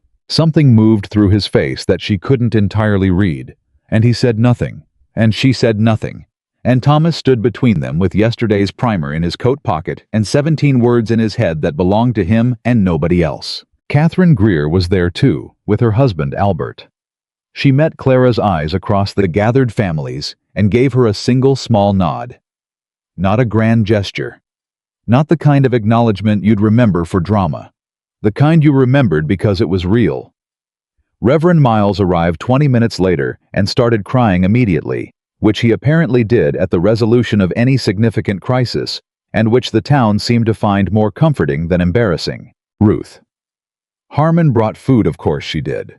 She had probably started cooking the moment she heard, and the families gathered in the Hendersons' house and the children ate, and the parents held their children, and the particular collective exhale of a community that has been scared and is now relieved moved through the room like warmth. Clara sat at the table with a cup of coffee that someone had put in her hand and let the room exist around her, and she was tired, in a way she couldn't remember being tired before, and her coat was damp, and her hair was coming out of its pins, and she had a piece of hay stuck to her sleeve that she noticed and could not bring herself to care about. Albert Greer sat across from her. "Miss Whitmore," he said. "Mr. Greer, I've been hearing good things about your teaching," he said in the particular way of a man who has been hearing things for a while and has decided this is the appropriate moment to mention them. "My daughter in particular." "Eleanor works hard," Clara said. "She does now," he said. "She didn't used to." He paused. "I want you to know that your position here is secure. Whatever the state of the schoolhouse, whatever the other circumstances, your position in this community is secure, as far as I'm concerned." Clara looked at him. She thought about the letter in her coat. She thought about the lawyer in Billings. She thought about 14 days. "Thank you," she said. "No," he said. "Thank you." She looked around the room. She looked at Thomas sitting beside his father, who was not touching him, but was also not ignoring him, which was perhaps the most that Thomas had the right to expect for now, and was, Clara told herself, a starting point. At Sadie awake and alert, despite the night talking to the oldest Henderson girl with the animated focus of a child who has found a peer. At Eleanor helping pass food competent and unself-conscious, the performance of superiority entirely gone. She looked at Ethan across the room talking quietly with the Henderson father. He was exactly the same as he always was, direct, unperformed, completely present for whoever needed his presence right then. He hadn't looked for her in a room of people with any particular urgency. But she knew where he was. She had known where he was since she walked into the room. She thought 14 days. She thought Gerald Hawthorne's lawyers, and her father's handwriting, and the end of August, and all the rest of it. She thought, I am sitting in a room full of people who know my name now. She thought about the depot platform, and the 50 people, and the dust rising in a small cloud around her when she went down. She thought about how different it felt right now, in this moment, in this room, from the way that platform had felt. She pressed her hand flat against the table. 14 days. She was going to fight with everything she had.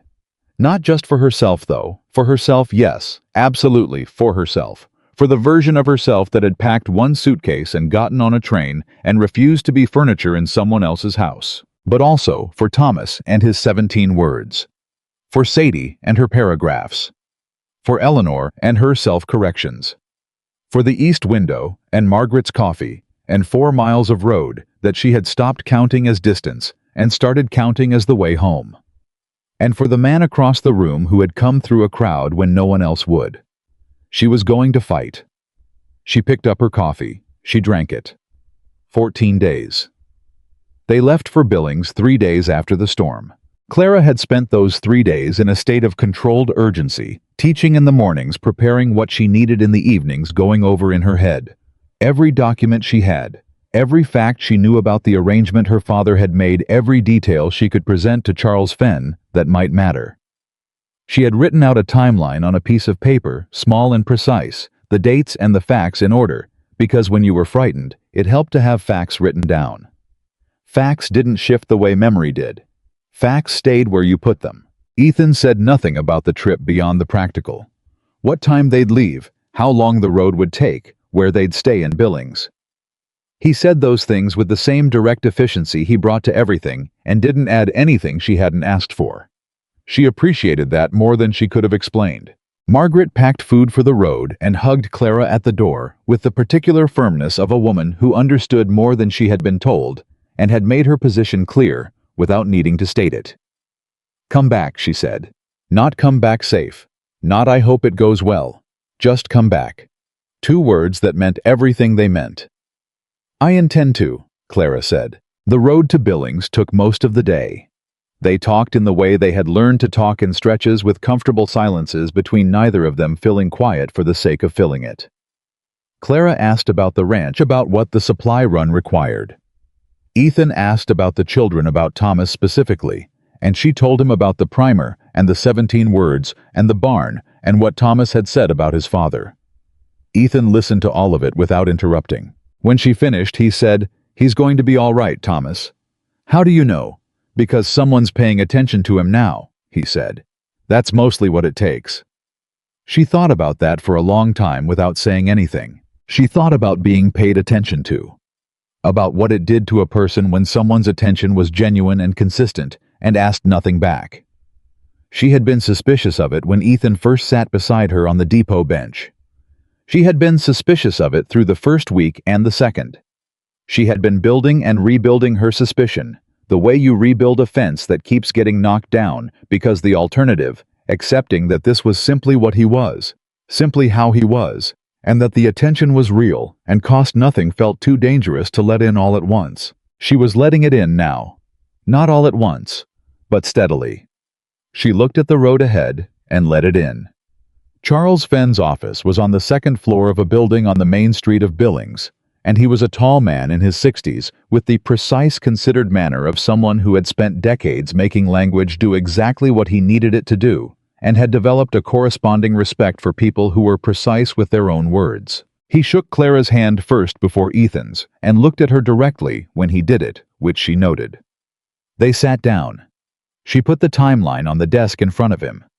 The dates, the facts, the arrangement as she understood it. He read it without speaking. He read it the way Ethan listened, completely, without performing attention, simply giving it.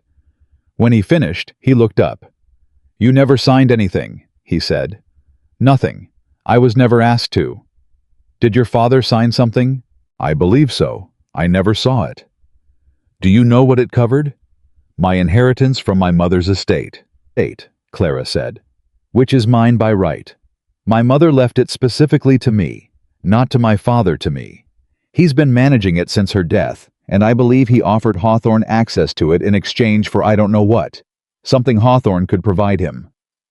Fenn looked at the timeline again. "How old were you when your mother died?" 19. "And the estate passed to your father's management." "He was named executor. I was told I would receive full control at 25. "And at 25. "At 25, Gerald Hawthorne appeared at dinner." Fenn set the timeline down carefully.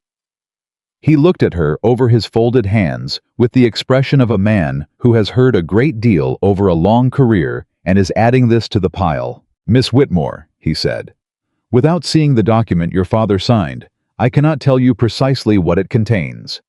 But I can tell you this: in the Montana Territory, an agreement regarding a woman's person or property that she did not sign and did not consent to has very limited enforceability. Particularly regarding her physical presence, no court here is going to compel you to return to Illinois. Clara breathed. However, Fenn continued, the inheritance is a different matter. If your father had legitimate authority as executor and entered into a legal agreement in that capacity that will require investigation, it may require a challenge. It will certainly require time. I have 11 days, Clara said. After that, Hawthorne's people will— What specifically have they threatened? Fenn asked. The letter said legal action. It didn't specify. Then let me tell you what legal action looks like from here, Fenn said, and his voice was precise and calm, and carried the particular authority of a man who was not frightened of Gerald Hawthorne and his lawyers, and intended for Clara to absorb some of that lack of fear. They would need to file in Illinois. They would need to establish jurisdiction. They would need to demonstrate an enforceable agreement that you are party to. And they would need to find a Montana court willing to act on an Illinois filing regarding a Montana resident. Clara went very still. A Montana resident, she said. You have been employed in Red Hollow for over a month, Fenn said. You have a signed letter of appointment from the school board. You have established residence. Montana residency changes the calculation, Ethan said. He had been quiet since they sat down the way he was quiet in conversations that weren't his present and listening, but not inserting himself. He said it now because it was a fact plainly the way he stated facts. Significantly, Fenn confirmed. Clara looked at the desk. She looked at her timeline, the dates and facts she had written out carefully, the document she had built against her own fear, so she could face this room without falling apart. She said very quietly, They can't make me go back. Not without your consent, Fenn said. No. The silence that followed was not empty. It was full of 6 months of fear, and the specific exhaustion of carrying something this heavy, this far, and the precise sensation of setting it down, not completely, not forever, but enough, just enough. The inheritance, she said, pulling herself back to the practical, because the practical was where she lived. What do I need to do? I need to see the document. I'll write to my counterpart in Chicago. I know several reputable attorneys there. I'll need you to write down everything you remember about your mother's estate, the terms of the will as she communicated them to you, any conversations with your father about it. He paused. It will take time, weeks, possibly months. But Miss Whitmore, I want to be clear about something. She met his eyes. Your mother left that estate to you because she wanted you to have it. Whatever your father did with it, and I have my suspicions about what he did with it, she wanted you to have it. I will work to see that her intention is honored. Clara pressed her hands flat on her knees under the desk. She did not cry in Charles Fenn's office. She came extremely close, closer than she'd come since getting on the train in Chicago, but she did not. Thank you, she said. Her voice was exactly steady. Fenn looked at Ethan. Something passed between them, a communication that was not about Clara exactly, but was about her, and Ethan nodded once, and that was all. They walked out of Fenn's office into the Billings afternoon and stood on the board sidewalk, and Clara breathed the air that was the same air as everywhere else, but tasted different right now, tasted like the specific relief of a person who has been holding their breath for 6 months and has finally been told they can stop. Well, she said. Well, Ethan said. She turned to look at him. He was standing beside her with his hat in his hands, looking at the street, giving her space to have whatever she needed to have without making it about himself. I can stay, she said. Yes. They can't make me go back. No. The inheritance might take months to resolve and might not go the way I want it to go. It might. But I can stay in Red Hollow. I can keep teaching. I can— She stopped. She looked at him. Ethan. Yes. I'm going to stay, she said. It came out with a firmness that surprised even her, a finality that went past relief and arrived somewhere more permanent. Whatever happens with the inheritance, whatever Hawthorne and my father do next, I am staying in Red Hollow. I want you to know that. I wanted to say it out loud to someone who would understand what it means. He looked at her then, all the way at her. The full, direct, unhidden attention that she had been managing the effect of for 2 months. I understand what it means, he said. Good, she said. They stood there on the sidewalk in Billings, and neither of them said anything about the other thing. The thing from the barn. The thing that had settled between them in the hay while the storm ran itself out. But it was there too, present in the space between them. Patient. It could afford to be patient now. They had time. The ride back to Red Hollow the next morning felt entirely different from the ride out.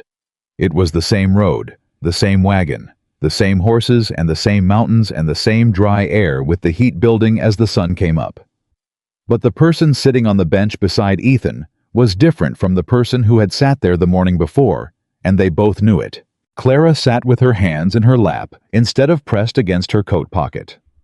She looked at the mountains without counting the days they represented. She talked about the children, what she wanted to do with them in September, when the schoolhouse should finally be ready. The curriculum she was planning, the books she needed to write to Chicago to have sent. Because she could do that now, she could write to Chicago without fearing the reply. Ethan listened. He asked questions.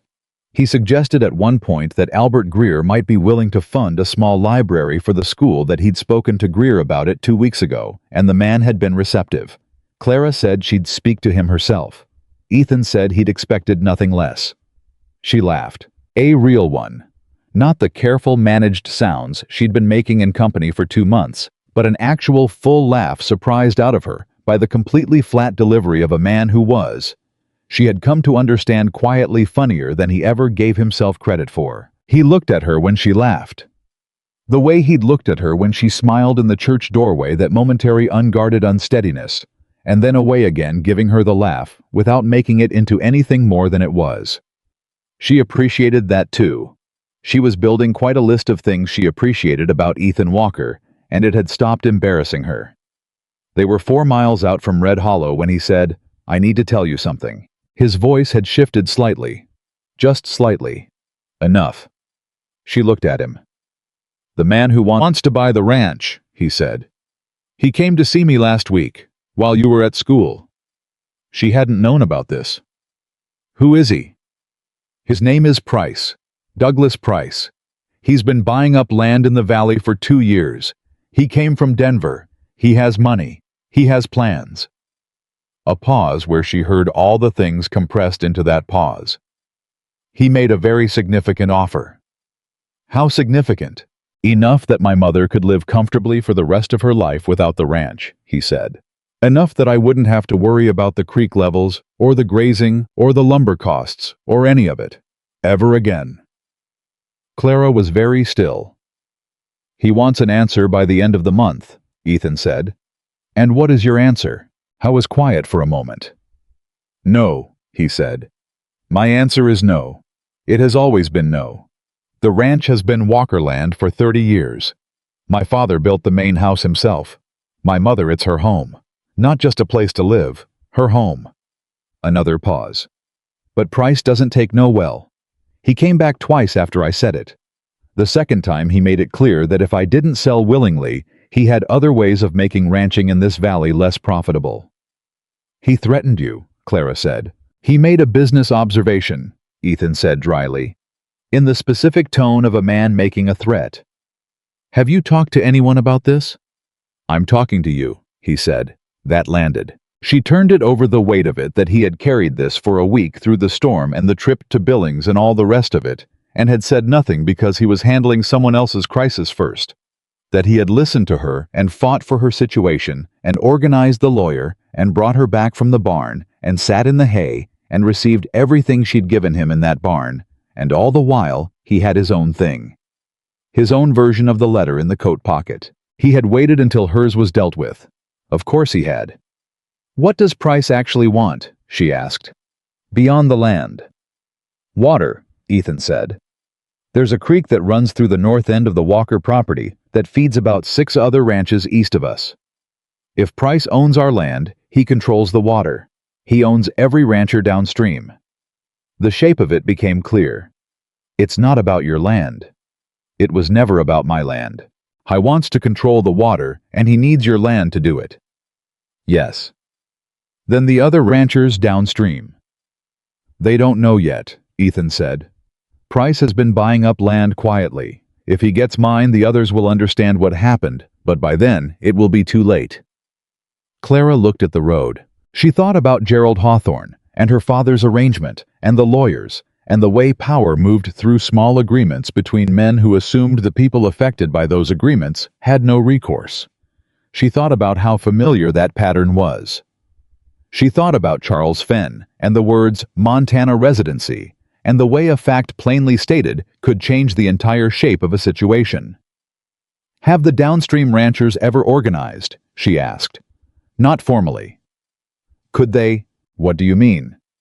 If 6 ranches collectively hold the water rights, if they formalize that through some kind of cooperative agreement, then Price's ownership of your land doesn't give him control. He can own the land. He can't own water rights that belong to a collective. Ethan was quiet. I'm not a lawyer, she said. But Fenn is. And Fenn is already writing letters on my behalf. Another silence.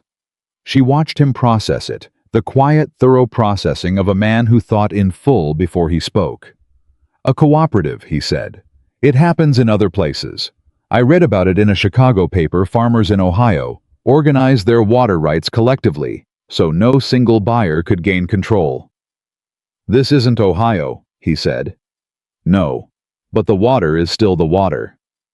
He drove in silence for a full minute. You came to Red Hollow to teach school, he said finally. I did. You've been here 2 months. Yes. In that time you have sorted out your own legal situation, gotten Thomas Beale reading sentences made. Catherine Greer respect you, survived a storm, and are now apparently proposing a water rights collective to save a Montana cattle ranch. She thought about it. When you say it all at once like that, she admitted, it does sound like rather a lot. He looked at her sideways, and this time, he didn't almost smile. He smiled fully, actually a real smile that changed his whole face, that showed her what he must have looked like before his father died and left him holding everything. What he looked like when he wasn't carrying something, and it lasted only a moment, but she held onto it the way you held onto light. Write to Fenn, she said when she'd recovered. Tell him about the water. Tell him about Price. Ask him about cooperative water rights in the Montana Territory. All right, he said. Talk to the downstream ranchers before Price does. All right. Don't let him frame this as your problem alone. It isn't. Clara. Yes. I understand. A pause. Thank you. She looked at him. He'd said it plainly without deflection, without redirecting it into something that didn't require him to receive it. You're welcome, she said. They drove the last mile to the ranch in quiet, and it was the best kind of quiet, the kind that came after something important had been said and didn't need adding to. The ranch came into view, and the horses picked up their pace the way horses did when they knew they were home, and Margaret came out of the house and raised a hand when she saw them, and Clara felt the thing she had been feeling for weeks, but had only let herself name in the barn. Home. That was what it was. That was the word for it. She didn't say it out loud. She didn't need to. What she needed to do was the next thing, and the thing after that, and the first of those was sitting across from Margaret Walker at the kitchen table and watching Margaret's face when Ethan quietly and completely told her about Douglas Price. Margaret listened. She was very still in the way that women who have managed hard things for a long time could be still, not frozen, not passive, but the stillness of someone storing what they're hearing and deciding what to do with it before they open their mouth. When Ethan finished, she said, "Your father's hands built that house." "I know, Mama. I was not a perfect man," Margaret said. "We've said that before. He was not a perfect man, but those were his hands, and that is not Douglas Price's house to buy." "No," Ethan said. "It isn't." "What are we going to do about it?" "Clara has an idea," Ethan said. Both of them looked at her. Clara set down her coffee cup. "The other ranchers downstream need to know what Price is doing," she said. "And once they know, you need to give them something to sign, something that makes the water collectively held before Price can move." Margaret looked at her steadily. "You think they'll sign?" "I think," Clara said, "that when you tell a man his water is about to be owned by someone else, he finds the pen very quickly." Margaret Walker looked at her son. Ethan looked at Clara. Margaret said. "I like this woman, Ethan." "I know, Mama. I liked her from the wagon." "I know. You should—" "Mama, I'm just saying." "I know what you're saying." Clara looked at her coffee cup and said nothing, and felt warmth moving through her face that she absolutely was not going to draw attention to. "I'll ride out to the Hendersons tomorrow," Ethan said, redirecting with the practiced ease of a man who had been redirecting his mother for 34 years. "And the Macreadys. If they're in, the others will follow." "Take Clara," Margaret said. "Mama, the Hendersons know her. After the storm, she could walk into that house and they would give her anything she asked for." Margaret lifted her cup. "I'm being practical." Ethan looked at Clara. "Are you being practical?" she asked him. "I'm considering it," he said. "Then consider faster," Margaret said, standing up. "I'm going to bed. Early morning." She carried her cup to the basin and paused at the doorway. "Clara." "Yes." "I'm glad you stayed," Margaret said simply. She went upstairs. The kitchen was quiet. Clara and Ethan sat at the table with the lamp between them and the night outside and the particular specific quiet of people who have something to say and are deciding whether now is the time. "She's not subtle," Clara said. "She never has been," Ethan agreed. "She's right about the Hendersons, though." "She usually is." Clara turned her cup slowly in her hands. "Ethan." "Yes." "In the barn during the storm." She kept her eyes on the cup. "I said I see you. I meant it. I want you to know I still mean it." He was quiet. "And I know that what's between us is—" She searched for the right word. Not careful. Not managed. The true word. "Complicated," she said. "By the situation. By everything that just happened and everything that hasn't been resolved yet. I'm not asking for anything. I just want to be clear about where I stand." "Where do you stand?" he asked. His voice was quiet. Careful the way it got when something mattered. She looked up. "Right here," she said. "I stand right here." He looked at her across the table, across the lamp in the kitchen of the house where she had woken up that first morning and seen the mountains through the window, and felt without permission, like she was somewhere she recognized. "That's good," he said. "Right here is where I'd want you to stand." It was not a declaration. It was not a grand gesture. It was Ethan Walker saying exactly what he meant in the plainest available language, and she received it the same way plainly, without drama, letting it be exactly what it was. She went upstairs. She lay in the dark and listened to the ranch, and the fear that had lived in her chest for 6 months was not gone. It would not be gone until Fenn had done his work and Hawthorne had been dealt with and the inheritance was settled and Price had been turned back from the water, but it had shifted. Made room. Let something else in alongside it. She lay there and thought about Thomas and his words, and Sadie and her paragraphs, and Eleanor correcting herself, and the Henderson children in the barn, Hay and Margaret at the door saying come back, and Charles Fenn saying no, court here is going to compel you, and Ethan across the lamp saying, right here is where I'd want you to stand. She thought about the depot platform, the dust cloud, the 50 people. She thought about one person choosing to stop. She thought about how a single choice, one person, one moment, one deliberate turning toward, instead of away, could rearrange the entire geography of a life. She had come to Red Hollow running from something. She understood now, lying in this dark, with the east window above her head, and the mountains somewhere out there in the night, large and indifferent and completely certain of themselves. She understood that she had also been running toward it. Not knowing what it was. Only knowing it was not Chicago. Only knowing it was not Gerald Hawthorne's dinner table and her father's careful, efficient handwriting and the life that other people had decided she was going to live. She had been running toward something that had Thomas Beale in it, and Sadie's paragraphs, and Margaret's coffee, and a lawyer in Billings who said she wanted you to have it, and a man at a kitchen table who said right here is where I'd want you to stand, and the east window, and the light. She was here. She was staying. Whatever came next, and things were coming, she was not naive about that Price and Hawthorne and lawyers, and months of uncertainty still ahead. She was staying. She closed her eyes. She slept deeply without dreaming, without counting anything. Outside the window, the mountains stood exactly where they always had, enormous and certain, and the night was full of the particular quiet of a place that had been here before you arrived and would be here long after, and found in its deep and impersonal way no objection to your presence. That was enough. For now, that was exactly enough. The Henderson family signed first. Ethan and Clara wrote it out together the morning after their return from Billings, and Clara let Ethan explain the water situation, because it was his land and his creek and his fight to name.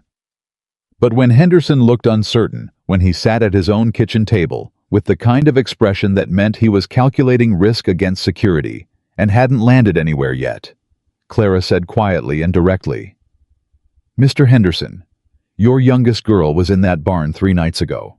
I sat with her for 40 minutes in the dark while the storm ran itself out. She told me she wanted to be a nurse someday. Do you know what a nurse needs to know?" Henderson looked at her. "She needs to read," Clara said. "And she needs numbers. And she needs someone to believe those things are worth giving her." A pause. "Douglas Price does not believe that. Men like Price believe in owning things. Water, land, other people's futures." She looked at him steadily. "Don't let him own yours." Henderson picked up the pen. He signed. The Macreadys signed by noon. The Parkers signed the following morning. By the end of the week, downstream ranchers had put their names to a cooperative water agreement that Charles Fenn drafted in 4 days flat working. He told Ethan in the accompanying letter, with the focused energy of a man who found the situation personally satisfying. Douglas Price received a copy of the signed agreement by courier. He came to the Walker Ranch 2 days later. Clara was at the school when it happened.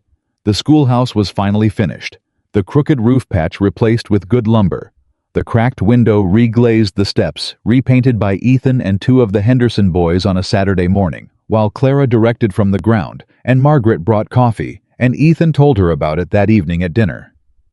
"He was angry," Ethan said. "What did he say?" Margaret asked. "Several things I won't repeat at supper." He moved his fork. "He said the agreement wouldn't hold, that he had lawyers who would challenge it." "And?" Clara asked. "And I told him that was his right, and that Fenn would be happy to hear from them. That's all. I also told him," Ethan said, "that 6 ranching families in this valley had been here longer than he had, and that we intended to stay considerably longer than he did, and that the creek would still be running long after whatever he was planning had run its course." Clara looked at him. "He left," Ethan said simply. Margaret refilled everyone's coffee without comment, but the expression on her face was a complete sentence. Price's lawyers wrote to Fenn. Fenn wrote back. The correspondence continued for 3 weeks, during which Clara taught school in the actual schoolhouse for the first time, with 17 students in proper desks, that Ethan and Albert Greer and 2 other men had built on 2 consecutive Saturdays, and Thomas Beale read aloud from the primer to the entire class on the 2nd Friday, standing up, his voice clear and steady, not stumbling once. The class was silent for a moment when he finished. Then Sadie started clapping. And then all of them were clapping, and Thomas sat back down with the particular expression of a person who has just discovered what it feels like when something you worked for in private becomes real in public. And Clara turned to the board and wrote the next lesson with her back to the room, so he wouldn't see her face while she got herself together. She got herself together in approximately 4 seconds. She had practice. Fenn's final letter on the Price matter arrived on a Tuesday. Price had withdrawn. The cooperative agreement would stand. The Walker Ranch water rights were secured. The creek would continue to run exactly as it always had through Walker land to the 6 families downstream, and Douglas Price had apparently decided that a protracted legal fight against 6 unified ranching families and a Billings attorney with something to prove was not the investment he'd been anticipating. Ethan read the letter at the kitchen table. He read it once, folded it, and set it down. "Well," said Margaret. "Well," said Ethan. Clara sat across from him and said nothing, because there was nothing to add to this particular moment. It was complete as it was. Then Ethan looked up at her and said, "Fenn also writes that the Chicago inquiry is progressing. He has the name of an attorney there who has seen the document your father signed. It was—" He paused, reading from memory. structured as a transfer of management rights, not ownership. The distinction is significant and in Miss Whitmore's favor. Clara was very still. It means, Ethan said carefully, that your mother's estate was never your father's to give away. He could manage it. He couldn't promise it to Hawthorne, not legally. Which means, Clara said slowly, which means Hawthorne's claim on it is probably worth about as much as the paper it's printed on, Margaret said from the stove. In my non-legal opinion. Clara put both hands flat on the table. She had done that before she remembered in the Henderson kitchen, the morning after the storm, pressing her palms down, grounding herself. She did it now for the same reason, because the floor was moving slightly, not literally, but in the way floors moved, when something very heavy you had been carrying for a very long time was suddenly without ceremony lifted off you. Her mother had left it to her. Her mother had wanted her to have it, and whatever her father had done, whatever arrangement he had made, it had been built on sand, and it was coming down. Clara, Ethan said. She looked up. His eyes were on her with that complete, unhidden attention, and she had stopped managing the effect of it, approximately 6 weeks ago, had simply accepted it as one of the facts of her life, now like the east window, and the mountains, and Margaret's coffee. It's going to be all right, he said. Yes, she said. It is. She believed it. That was the thing, she actually believed it fully, without the reservation she had maintained for months. Months, the small kept-back part of herself that had never quite trusted that anything was permanent. She believed it because Fenn had said it, and the document had said it, and the math of it said it. Yes, but also because she was sitting at this table in this kitchen, and she had 17 students in a finished schoolhouse, and Thomas Beale had read out loud to his class, and not stumbled once. Some things she had learned you could trust. The letter from Gerald Hawthorne arrived 2 weeks later. Not to Clara. To Fenn. Short and formal, and underneath its careful legal language. The communication of a man who had calculated his odds and arrived at the same conclusion. Price had arrived at that the cost of continuing was higher than the benefit of winning. He was withdrawing his claim. Clara read Fenn's summary of it standing in the post office, because that was where Ethan had handed her the letter, and she read it twice in the same spot, while the postmaster pretended to sort mail with great concentration, and Ethan stood one step behind her and said nothing. When she finished, she folded the letter. She stood very straight. "It's done," she said. "It's done." Ethan agreed. She turned around. Howe was right there close, and she looked at him. At this man who had come through a crowd 10 weeks ago when no one else moved, who had knelt on a depot platform and said, "I've got you now," without knowing a single thing about her, except that she needed help, and she felt the full, unmanaged weight of everything she felt about him land in her chest, without the drawer, without the careful filing system, without any of the defenses she had built and rebuilt and kept rebuilding. She let it land. "Ethan," she said. "Yes. I need to tell you something." He waited. "When I got on that train in Chicago," she said, "I had one plan. Get to Red Hollow. Get the job. Build something that was mine." She paused. "That was all I could think about. Just get there. Start over. Stand on my own." "You did all of that," he said. "I did," she agreed. "And then you came through that crowd and knelt down next to me, and I spent the next 10 weeks being very, very careful not to feel the obvious thing, because I couldn't afford to need anything beyond what I was already reaching for." He was listening. She had his complete attention, as always, as he always gave it. "The obvious thing," she said, "is that I love you." The post office was very quiet. The postmaster dropped something behind the counter, picked it up immediately, became very busy. Ethan looked at her. She held his gaze and did not look away, and did not take it back because it was true, and she was done being careful about true things. "Clara," he said. His voice was different than she'd ever heard it, still steady, but the steadiness had something new in it, something that was not composure, but was beyond composure, was the bedrock below composure. "You don't have to," she started. "I carried you off that platform," he said, "and I thought I was doing the obvious thing. Helping someone who needed help. That's all it was supposed to be." He looked at her with all of it unhidden, the thing she had been watching move underneath his face for months, finally on the surface, finally allowed. It stopped being only that about 3 days later, and I have been the least subtle person in Red Hollow about it for 2 months, which is saying something because this town has Ruth Harmon in it. She laughed. The real one, the unguarded one. He stepped forward. He took her face in both his hands, those steady, warm, unhesitating hands, and he kissed her in the Red Hollow post office on a Tuesday afternoon briefly, and without any performance whatsoever, the way he did everything. The postmaster began whistling loudly. They pulled apart. "We should go," Ethan said. "Yes." Clara agreed, and her voice was not steady at all, and she did not care even slightly. They walked out into the afternoon together. The schoolhouse was finished. The water was secured. Gerald Hawthorne had withdrawn. Charles Fenn was working on the inheritance. Thomas Beale was reading sentences. Sadie was reading paragraphs. Eleanor trusted herself. The creek ran through Walkerland, unknown by anyone who didn't belong there. These were the facts. Clara Whitmore stood on the main street of Red Hollow, Montana, with Ethan Walker beside her, and looked at the town that had stepped around her 10 weeks ago, and had since incrementally and imperfectly, and in the entirely human way of people who change their minds slowly, but mean it when they do become hers. Not because she had fought her way into its good graces. Not because she had performed anything or presented the right version of herself, or waited carefully for their approval, but because she had stayed. Because she had shown up every morning and taught the children who needed teaching, and ridden into a storm when her students were in it, and sat in a barn with a frightened 9-year-old and said, "I've got you." The town had come to meet her where she was. That was how belonging worked, she understood now. Not an invitation, not a verdict.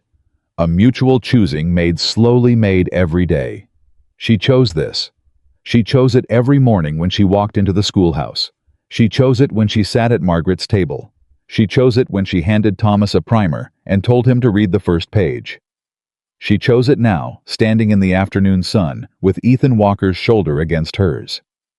6 months later, beneath the Montana mountains, they married. Reverend Miles conducted the ceremony in the church where Clara had taught her first classes, the same church with the moved pews, and the board she had written her first lesson on. And the entire town came, all of them, including Ruth Harmon, who cried before the ceremony had properly started and was not sorry about it, and Catherine Greer, who sat in the third row with Albert and Eleanor, and watched with the expression of a woman whose best predictions had been confirmed, and Thomas Beale, who sat very straight and wore a collar that was clearly new and uncomfortable, and did not fidget once because he had decided to be dignified about it, and he was. Jim Beale was not there. Nobody mentioned it. Margaret Walker cried through the entire ceremony and held Clara's hand through the part after, and Clara let her because Margaret had earned it, and because Clara had learned slowly and against her nature to let the people who loved her hold on to her sometimes. Ethan said his vows, the way he said everything directly, completely, without performance or excess. He looked at her the entire time and said the words like they were facts. He was reporting things he had already established as true, and was now making official. Clara said hers, and meant every syllable in the most specific way she had ever meant words in her life. Years later, she would sit in the schoolhouse at the end of a Friday afternoon with 23 students instead of 8, with a shelf of books along one wall that Albert Greer had funded and the community had added to over time, with Thomas Beale's name carved into one of the desks, because he had done it at age 9, and she had decided to let it stay, and she would think about the depot platform. She would think about the woman lying on the boards, the dust cloud, the 50 people, the hem of the skirt brushing her fingers, the man who looked at her and looked away.